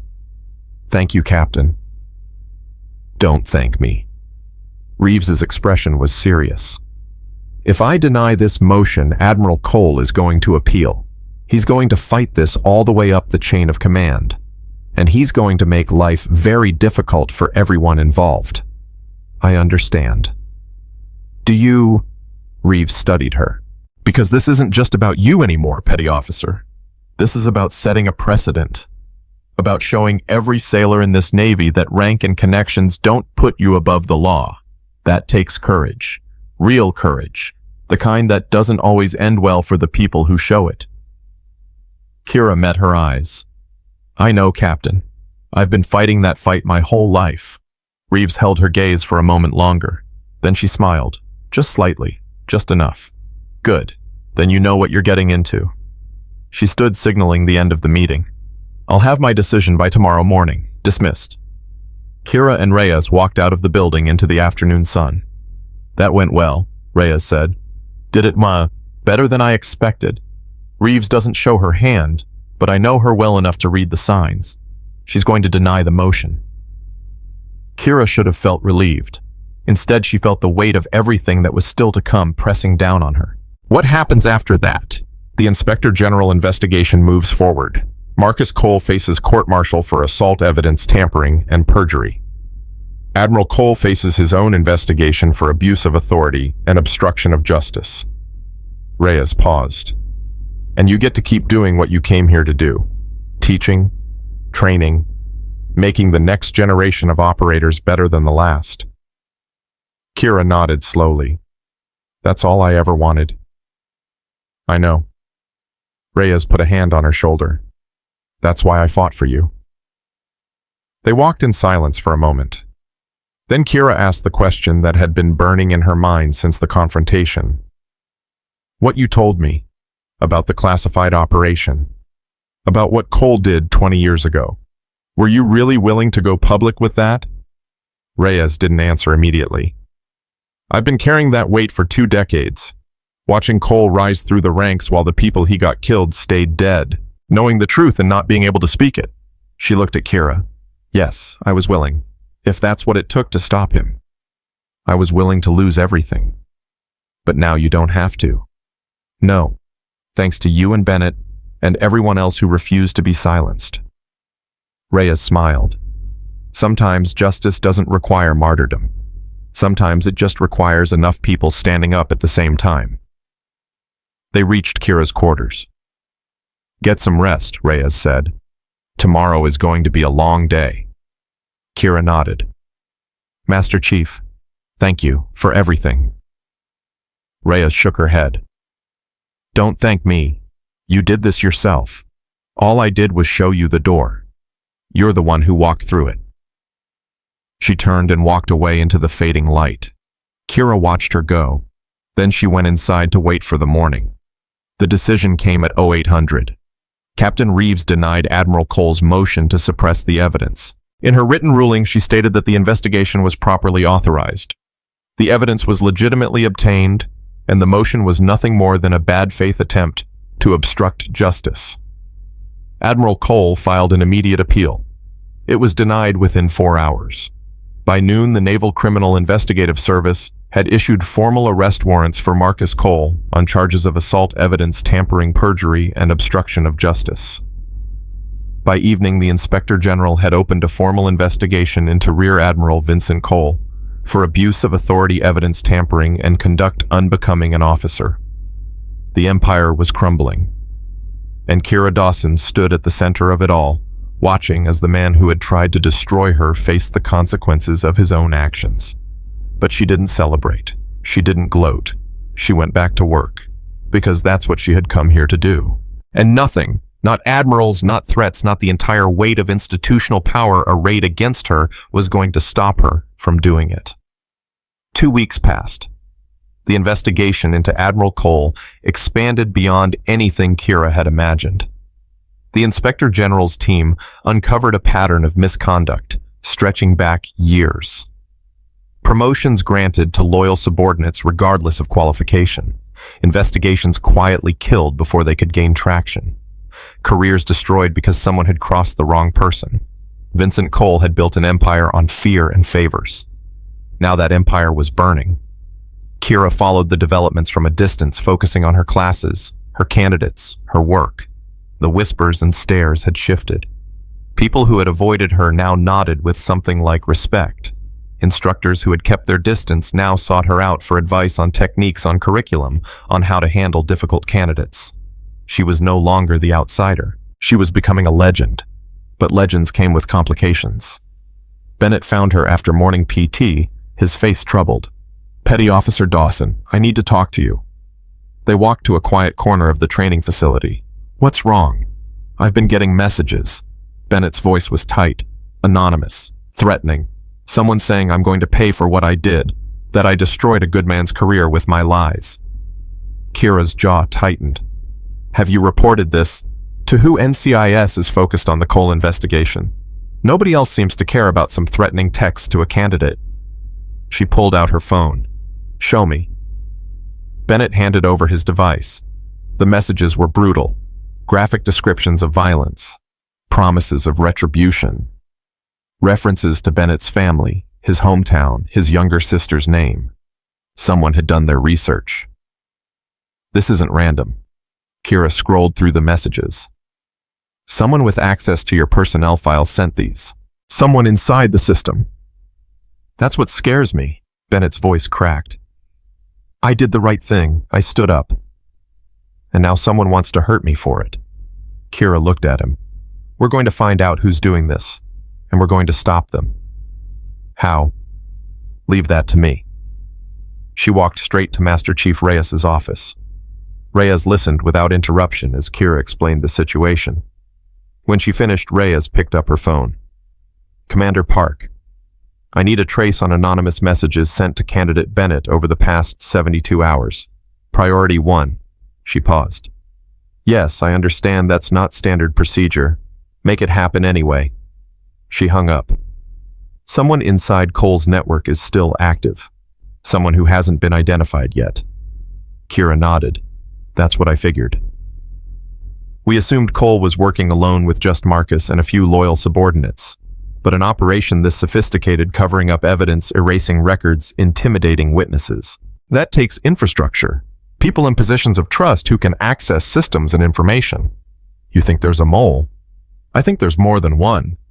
Reyes stood. And I think Bennett just became the key to flushing them out. The trace took 4 hours. Commander Park called with the results while Kira was teaching an afternoon defensive tactics class. She stepped outside to take the call. The messages were routed through multiple VPNs, but we tracked the original source. The IP address belongs to a computer in the Administrative Support Office, specifically the workstation assigned to Petty Officer First Class Sandra Vance. Kira recognized the name. Vance worked in personnel records. She had access to every file on the base, every candidate's personal information, every instructor's service history. Is she connected to Cole? That's the interesting part. On paper, no connection at all. But when I dug deeper, I found something. Park paused. Sandra Vance's brother is married to Vincent Cole's niece. It's distant enough that it wouldn't show up on any conflict of interest screening, but close enough to create loyalty. Kira's mind raced. She's been feeding Cole information this whole time. That's how he knew about my certification records. That's how he knew which documents to erase. That's my assumption. Park's voice was grim. I've already contacted NCIS. They're going to bring her in for questioning. She'll deny everything. Probably. But now we know where to look. And that changes everything. Kira hung up and walked back into the training facility. She had answers now. But something told her the fight wasn't over yet. That evening, Kira received a visitor she hadn't expected. Torres. He stood outside her quarters, his left arm still in a cast, his face pale and drawn. He looked like he hadn't slept in days. Petty Officer Dawson. Kira crossed her arms. Torres. What do you want? To apologize. His voice was barely above a whisper. For everything. For what I said. For the complaint. For lying. Your apology doesn't fix what you did. I know. Torres' eyes glistened. I know it doesn't. But I need you to understand something. Marcus didn't just threaten my career. He threatened my family. Kira went still. What do you mean? He knew where my parents live. He knew my little brother's school. He told me if I didn't cooperate, something bad would happen to them. Torres' voice broke. I was terrified. I didn't know what to do. I thought if I just went along with it, everything would be okay. Kira studied him for a long moment. Why are you telling me this now? Because they arrested Sandra Vance an hour ago. And she's not the only one. Torres took a shaky breath. There are others. People still loyal to Cole. People who are still trying to protect him. And some of them know about me. About what I really saw that night. The words hung in the air. You're saying you saw more than you told NCIS. Torres nodded miserably. The night Marcus attacked you, I wasn't just a bystander. I tried to stop him. I told him it was wrong. He hit me so hard I blacked out for a few seconds. When I came to you, we're already walking away, and Senior Chief Briggs was there. Why didn't you tell anyone? Because I was scared. Because I was weak. Tears streamed down Torres's face. I should have spoken up from the beginning. I should have told the truth. Instead, I let them use me as a weapon against you. Kira felt something shift inside her.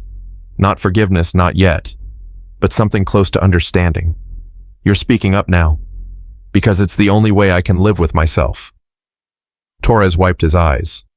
I know you probably hate me. I hate myself. But I needed you to know the truth before anything else happens. Before what happens? Torres looked at her with haunted eyes. I think they're going to try something. One last desperate move before Cole goes down for good. I don't know what, but I've been hearing things. Whispers. People talking about making sure this investigation doesn't reach its conclusion. Kira's blood ran cold. Who have you heard this from? I can't say. They'd kill me if they knew I was here.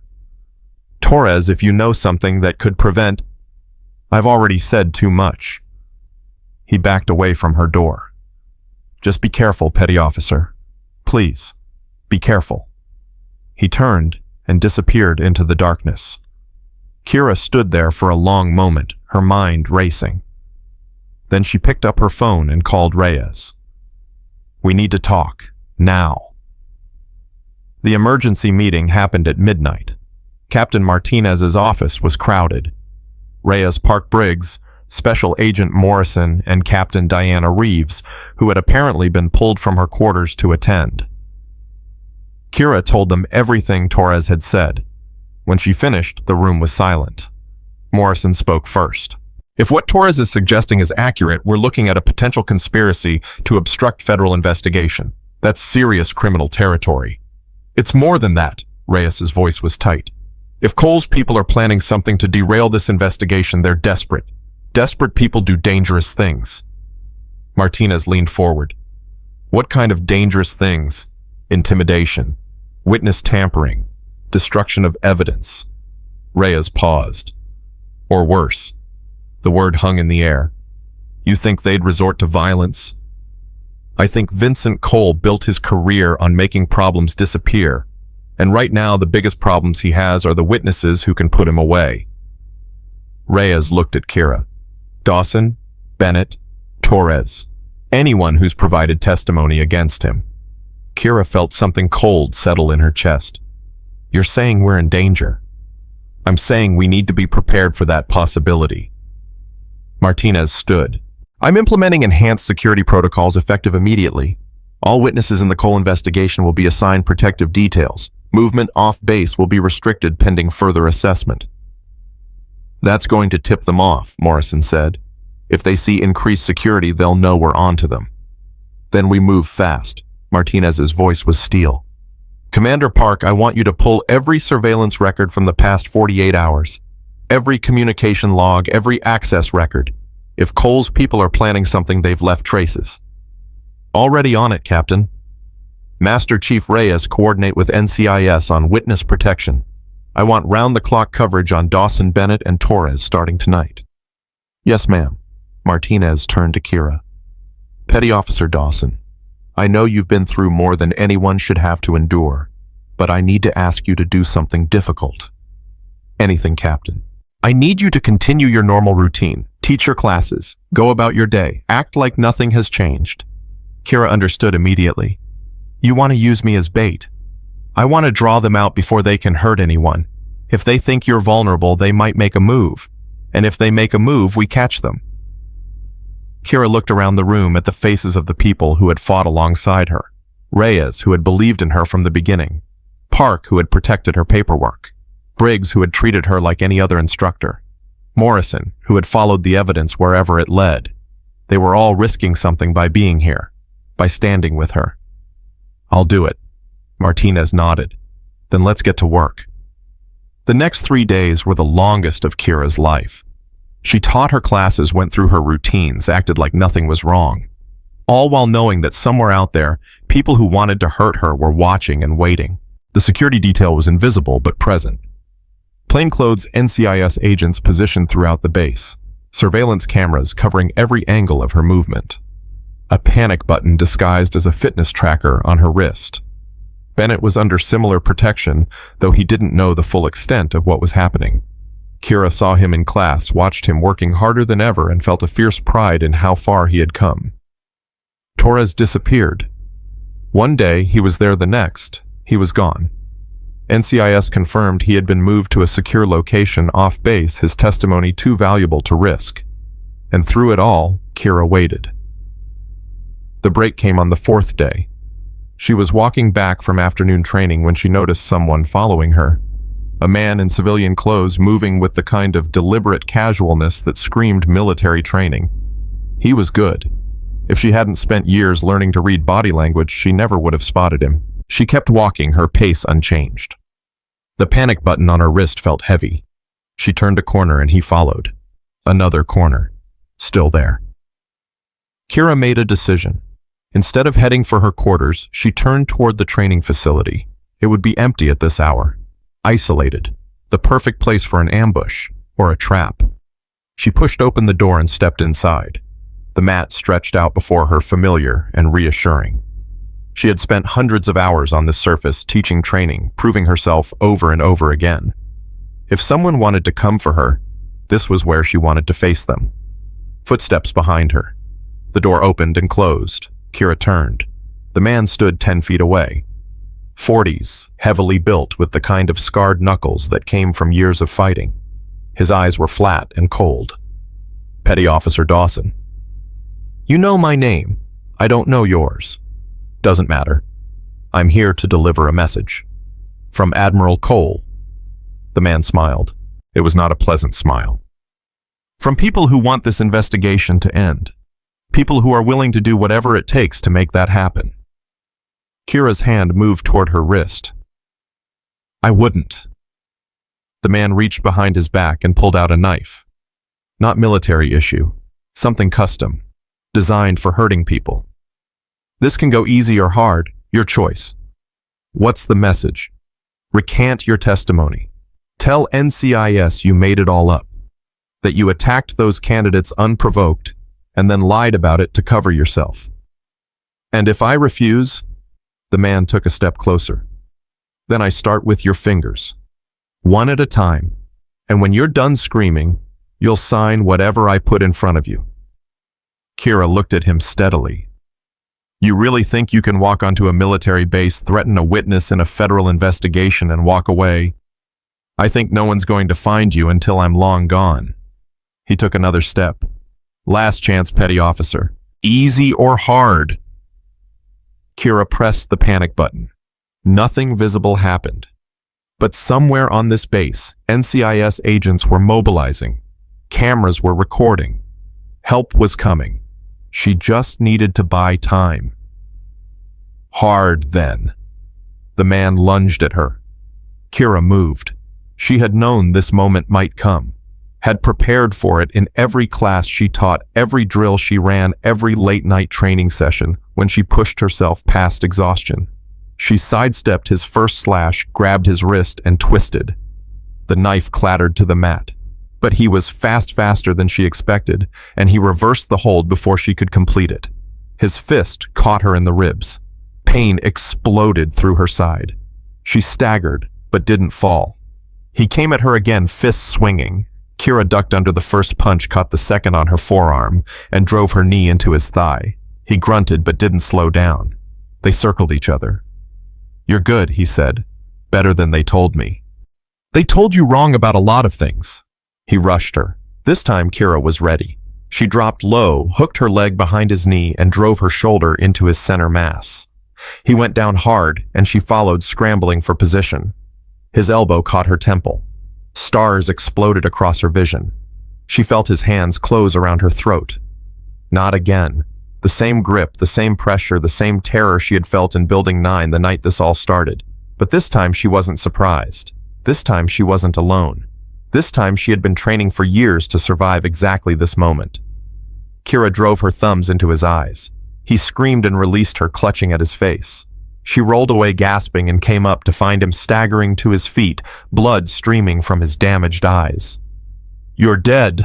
His voice was raw with pain and fury. "You're—" The door burst open. NCIS agents flooded in, weapons drawn, shouting commands. The man tried to run, but was tackled before he made it 3 steps.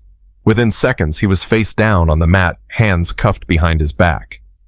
Special Agent Morrison appeared beside Kira. "Are you okay?" She nodded, still catching her breath. "We got it all on camera. Every word. Every threat." Morrison's expression was grim but satisfied. "He's going to tell us everything he knows about Cole's network, or he's going to spend the rest of his life in a military prison." Kira looked at the man being hauled to his feet, his damaged eyes streaming, his face twisted with hatred. "He'll talk." "How do you know?" "Because men like him only have courage when they think they're in control." She stood slowly, wincing at the pain in her ribs. The moment they're not, they break. Morrison studied her for a moment. "You know something. When this started, I wasn't sure what to make of you. A 22-year-old instructor claiming she was assaulted by 4 candidates, it sounded like trouble. And now," Morrison smiled, "now I'm just glad you're on our side." The interrogation took 6 hours. The attacker's name was Carl Whitman, former Special Forces dishonorably discharged for conduct unbecoming, now working as what he called a private security consultant. In reality, he was muscle for hire, and he had been hired by people connected to Admiral Cole. He gave up everything: names, dates, communications, the entire network that Cole had built over 2 decades to protect himself and his interests. Sandra Vance had been the information hub, using her position in personnel records to identify targets and vulnerabilities. There were 3 others in similar positions, all connected to Cole through family ties or old loyalties.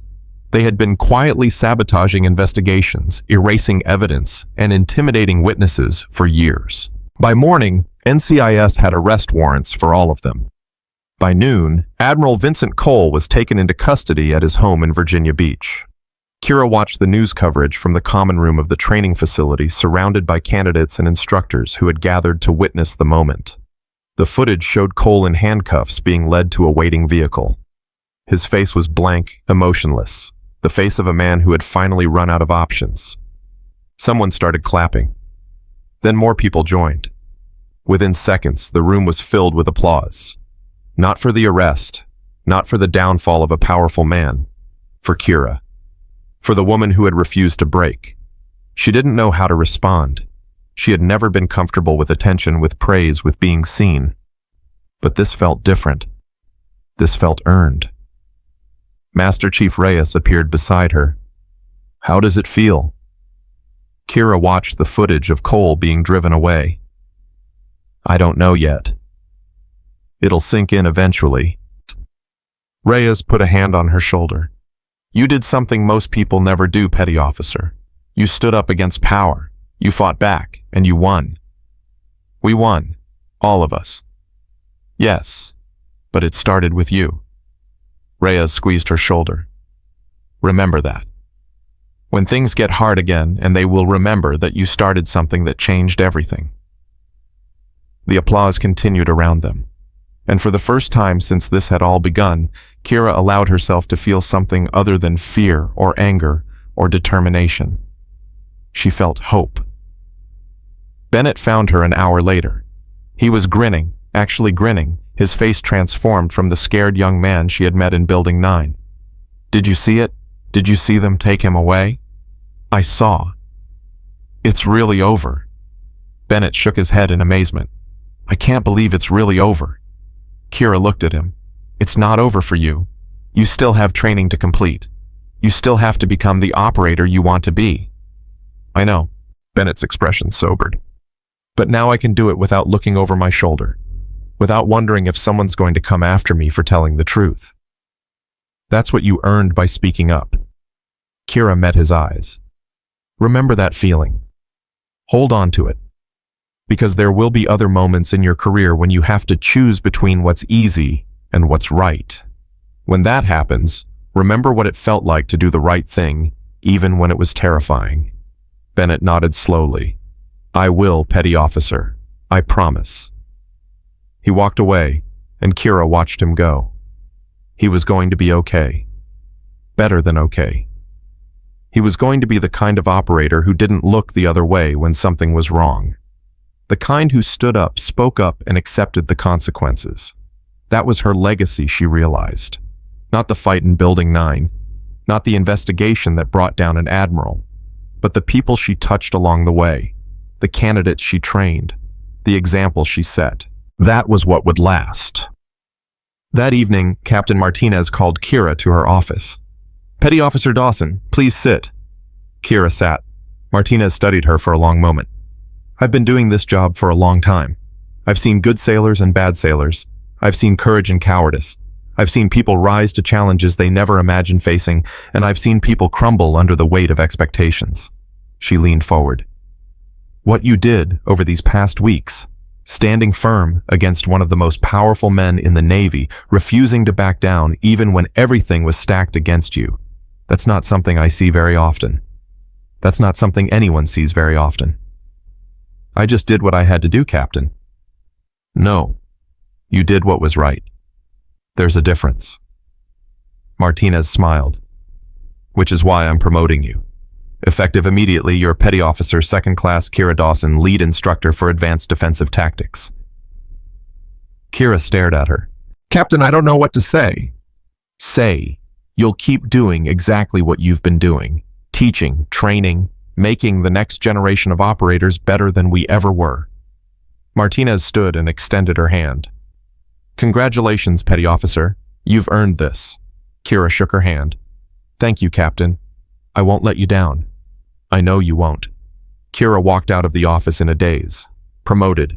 Lead instructor. Everything she had worked for. Everything she had sacrificed. Everything she had endured. It had all led to this moment. She found Reyes waiting outside. I heard. Word travels fast. It does when it's good news. Reyes smiled. I'm proud of you, Dawson. More proud than I can say. I couldn't have done it without you. Yes, you could have. It would have been harder, but you would have found a way. Reyes's expression turned serious. That's what makes you special. Not your skills, though those are impressive. Not your training, though that's exceptional. It's your refusal to quit. Your absolute determination to keep fighting no matter what. She put a hand on Kira's shoulder.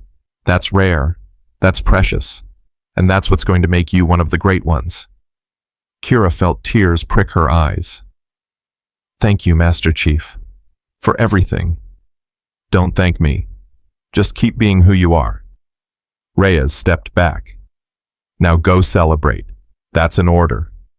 Kira laughed, the first real laugh she could remember in weeks. Yes, Master Chief. She walked out into the evening air. The fog was rolling in from the Pacific, just like it had the night she arrived. But everything was different now. She was different. She had come here as an outsider, a question mark, someone who had to prove she belonged. Now she was lead instructor, respected, valued, part of something bigger than herself. The journey had been brutal. The cost had been high, but she had made it, and she was just getting started. 6 months later, Kira stood before her largest class, yet 32 candidates in their final phase of BUDS training. They watched her with the focused intensity of people who had survived Hell Week, who had pushed past every limit they thought they had, who understood that what came next would determine whether they became SEALs or went home. Among them, 3 were women. The first integrated class in the history of naval special warfare to include female candidates attempting the full operator pipeline. Kira had fought for this, not loudly, not publicly, but in the meetings and reports and recommendations that followed the Cole investigation. She had argued that the Navy's restrictive policies were based on assumptions, not evidence. That capability should be the only measure that mattered. Captain Martinez had listened. And now, 6 months later, history was being made. Today we're covering advanced defensive tactics in confined spaces, Kira said, her voice carrying across the training area. Hallways, rooms, vehicles, anywhere your movement is restricted and your options are limited. She walked among them, making eye contact with each candidate in turn. Who can tell me the first rule of confined space combat? A hand went up. One of the female candidates, a compact woman with intense dark eyes named Hayes. Candidate Hayes. Control the angles before you control the opponent. Kira nodded. Why? Because in a confined space, positioning matters more than strength. Whoever controls the geometry controls the fight. Exactly. Kira stopped in front of the class. In open ground, a bigger opponent has every advantage. More reach, more power, more options. But in a hallway and a stairwell in the back of a vehicle, all of that changes. The space becomes the great equalizer. She demonstrated the concept with a senior candidate named Richards, using the walls and corners of the training room to neutralize his size advantage. Within seconds, she had him pinned in a position where his strength was useless. The class watched in silence. Pair up. We're going to drill this until it becomes instinct. As the candidates spread out, Kira noticed Bennett watching from the edge of the room. He was no longer a candidate. He had completed BUDS 2 months ago and was now waiting for assignment to a SEAL team. She walked over to him. Shouldn't you be somewhere else? Bennett smiled. I have a few hours before my flight. Wanted to see you teach one more time. And you're even better than I remembered. Kira shook her head, but she was smiling. Flattery won't get you anywhere. It's not flattery, it's the truth. Bennett's expression turned serious. I got my assignment, Team 3, Virginia Beach. That's a good team. It is. He hesitated. I also heard something else. About you. Kira raised an eyebrow. What did you hear? That you've been recommended for Master Instructor certification, the youngest woman ever to receive it. The words hit her like a wave. Master Instructor. The highest level of certification in the Close Quarters Combat program. A recognition reserved for the absolute best in the field. That's just a recommendation, nothing official yet. It's going to happen. Bennett's voice was firm. Everyone knows it. You've earned it. Kira didn't know what to say. I wanted to thank you, Bennett continued. Before I left, for everything you did for me. For believing in me when I didn't believe in myself. For showing me what courage looks like. You showed yourself, Bennett. I just pointed you in the right direction. That's not true, and you know it. He extended his hand. Whatever happens next, wherever I go, I'm going to remember what you taught me. Not just the techniques. The rest of it, too. Kira shook his hand. Make me proud out there. I will. Bennett turned to leave, then stopped. Oh, and one more thing. Torres asked me to give you a message. He said to tell you thank you. He's doing better. Got reassigned to a support role in Hawaii. Says it's the best thing that ever happened to him. Kira nodded slowly. Torres had been through his own reckoning facing disciplinary action for his role in the false complaint. But he had cooperated fully with the investigation, provided testimony that helped convict members of Cole's network, and shown genuine remorse for what he had done. Some people deserved second chances. Tell him I said good luck. Bennett smiled one last time, then walked away. Kira watched him go, then turned back to her class. There was still work to be done. The call came 3 days later. Captain Martinez summoned her to headquarters with no explanation beyond, bring your dress uniform. Kira's heart was pounding as she walked into the building. The last time she had been here, Admiral Cole had been sitting across from her, threatening to destroy everything she had built. Now, Cole was in prison, serving a 15-year sentence for obstruction of justice, abuse of authority, and conspiracy to commit witness tampering. Marcus Cole was serving 5 years for assault, perjury, and evidence tampering. His dreams of becoming a SEAL had ended the night he put his hands on her in Building 9. The world had changed. She had changed it. Captain Martinez was waiting in the conference room, but she wasn't alone. Master Chief Reyes stood beside her along with Commander Park Senior Chief Briggs and a face Kira didn't recognize. A woman in her 60s with Admiral stars on her collar and a presence that commanded immediate respect. Petty Officer Dawson. Martinez gestured to an empty chair. Please sit. Kira sat. Allow me to introduce Rear Admiral Patricia Chen, Deputy Commander of Naval Special Warfare Command. Kira felt her breath catch. Admiral Chen was one of the most respected officers in the entire Navy, a pioneer who had broken barriers throughout her career and risen to one of the highest positions ever held by a woman in special warfare. Petty Officer Dawson. Admiral Chen's voice was warm but measured. I've been reading about you for months. The incident reports, the investigation files, the testimony, and the recommendations. She paused. I've also been watching the footage from your classes. Watching how you teach, how you lead, how you handle pressure. Kira waited. Master Instructor certification is not given lightly. It represents the pinnacle of what our training programs aspire to. The people who hold this certification don't just teach techniques. They shape the future of naval special warfare. Admiral Chen stood and walked toward her. I've been doing this for 35 years. I've seen hundreds of instructors come and go. Talented people, dedicated people, people who gave everything they had to this mission. She stopped in front of Kira. I've never seen anyone quite like you. She pulled a small box from her pocket and opened it. Inside was a pin, gold and black, bearing the insignia of Master Instructor certification. Petty Officer 2nd Class Kira Dawson, by the authority vested in me, I am certifying you as a Master Instructor in Naval Special Warfare Close Quarters Combat. You are the youngest person to receive this certification in the history of the program, and the first woman to hold this rank at age 23. Kira couldn't speak. Admiral Chen pinned the insignia to her uniform. Stand up, Master Instructor. Kira stood, her legs trembling.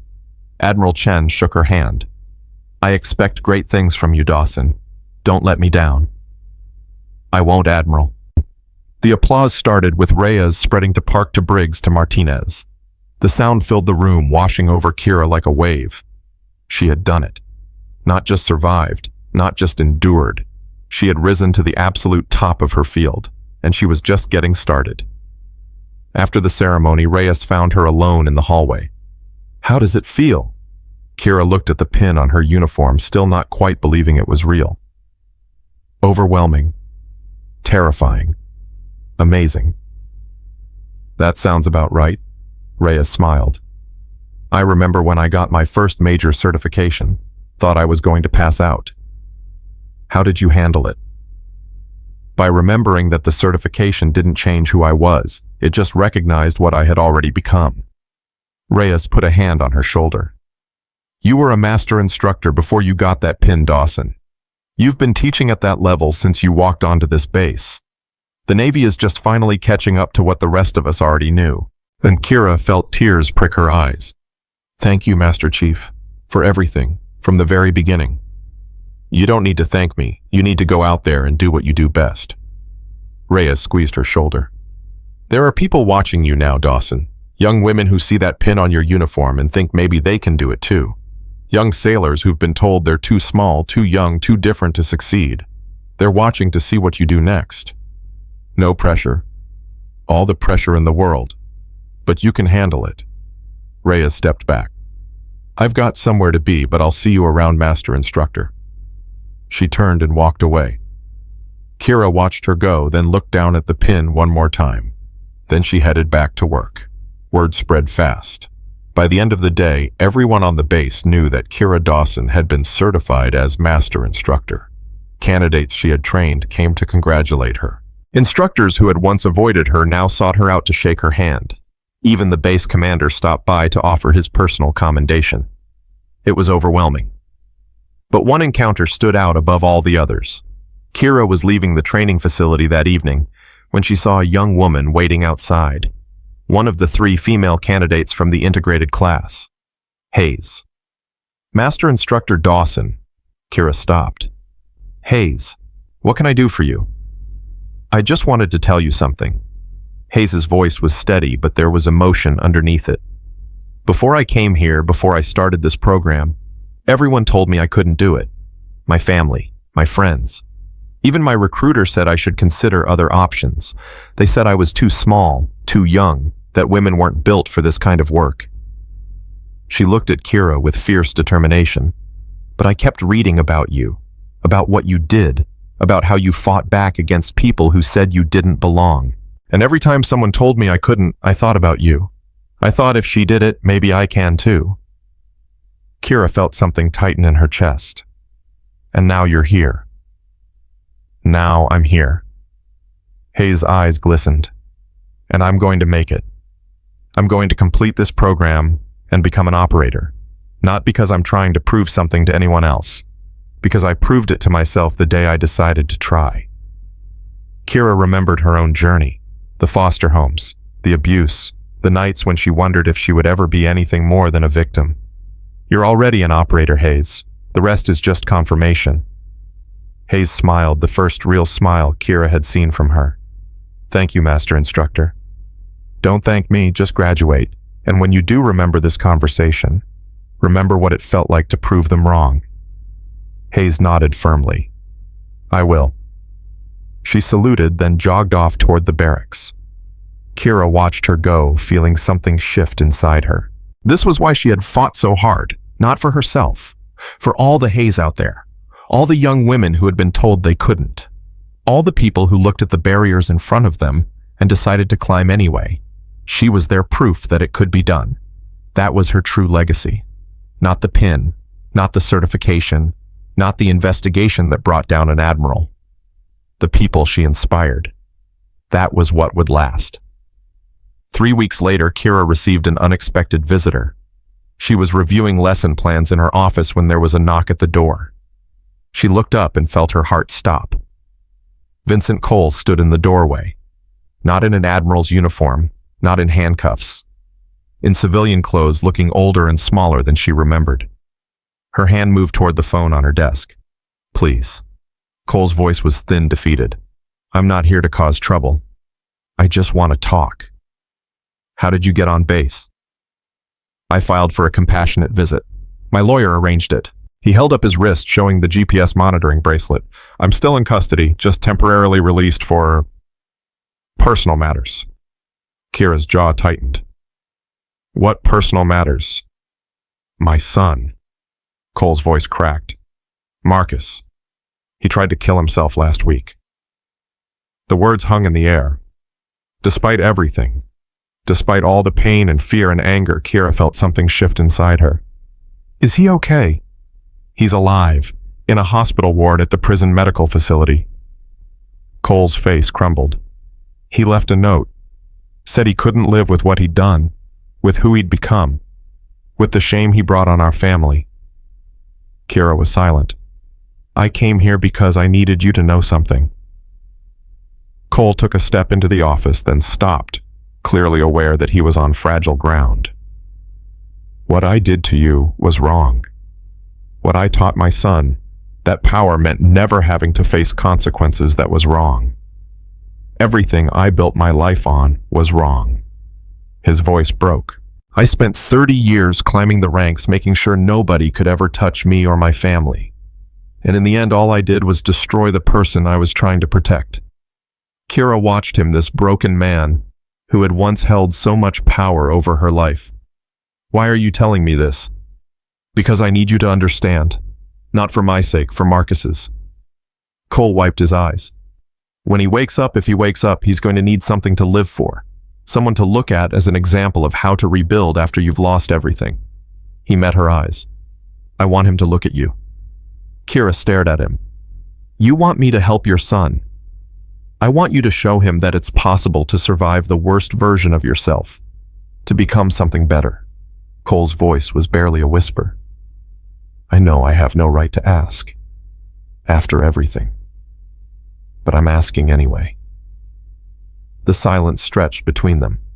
Kira thought about Marcus Cole. The arrogance, the violence, the cruelty. The night in Building 9, when he had wrapped his hands around her throat.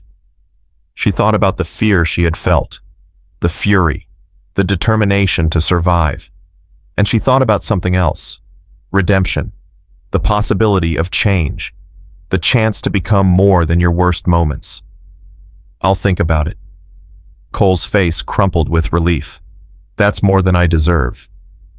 Yes, it is. Kira's voice was firm but not cruel.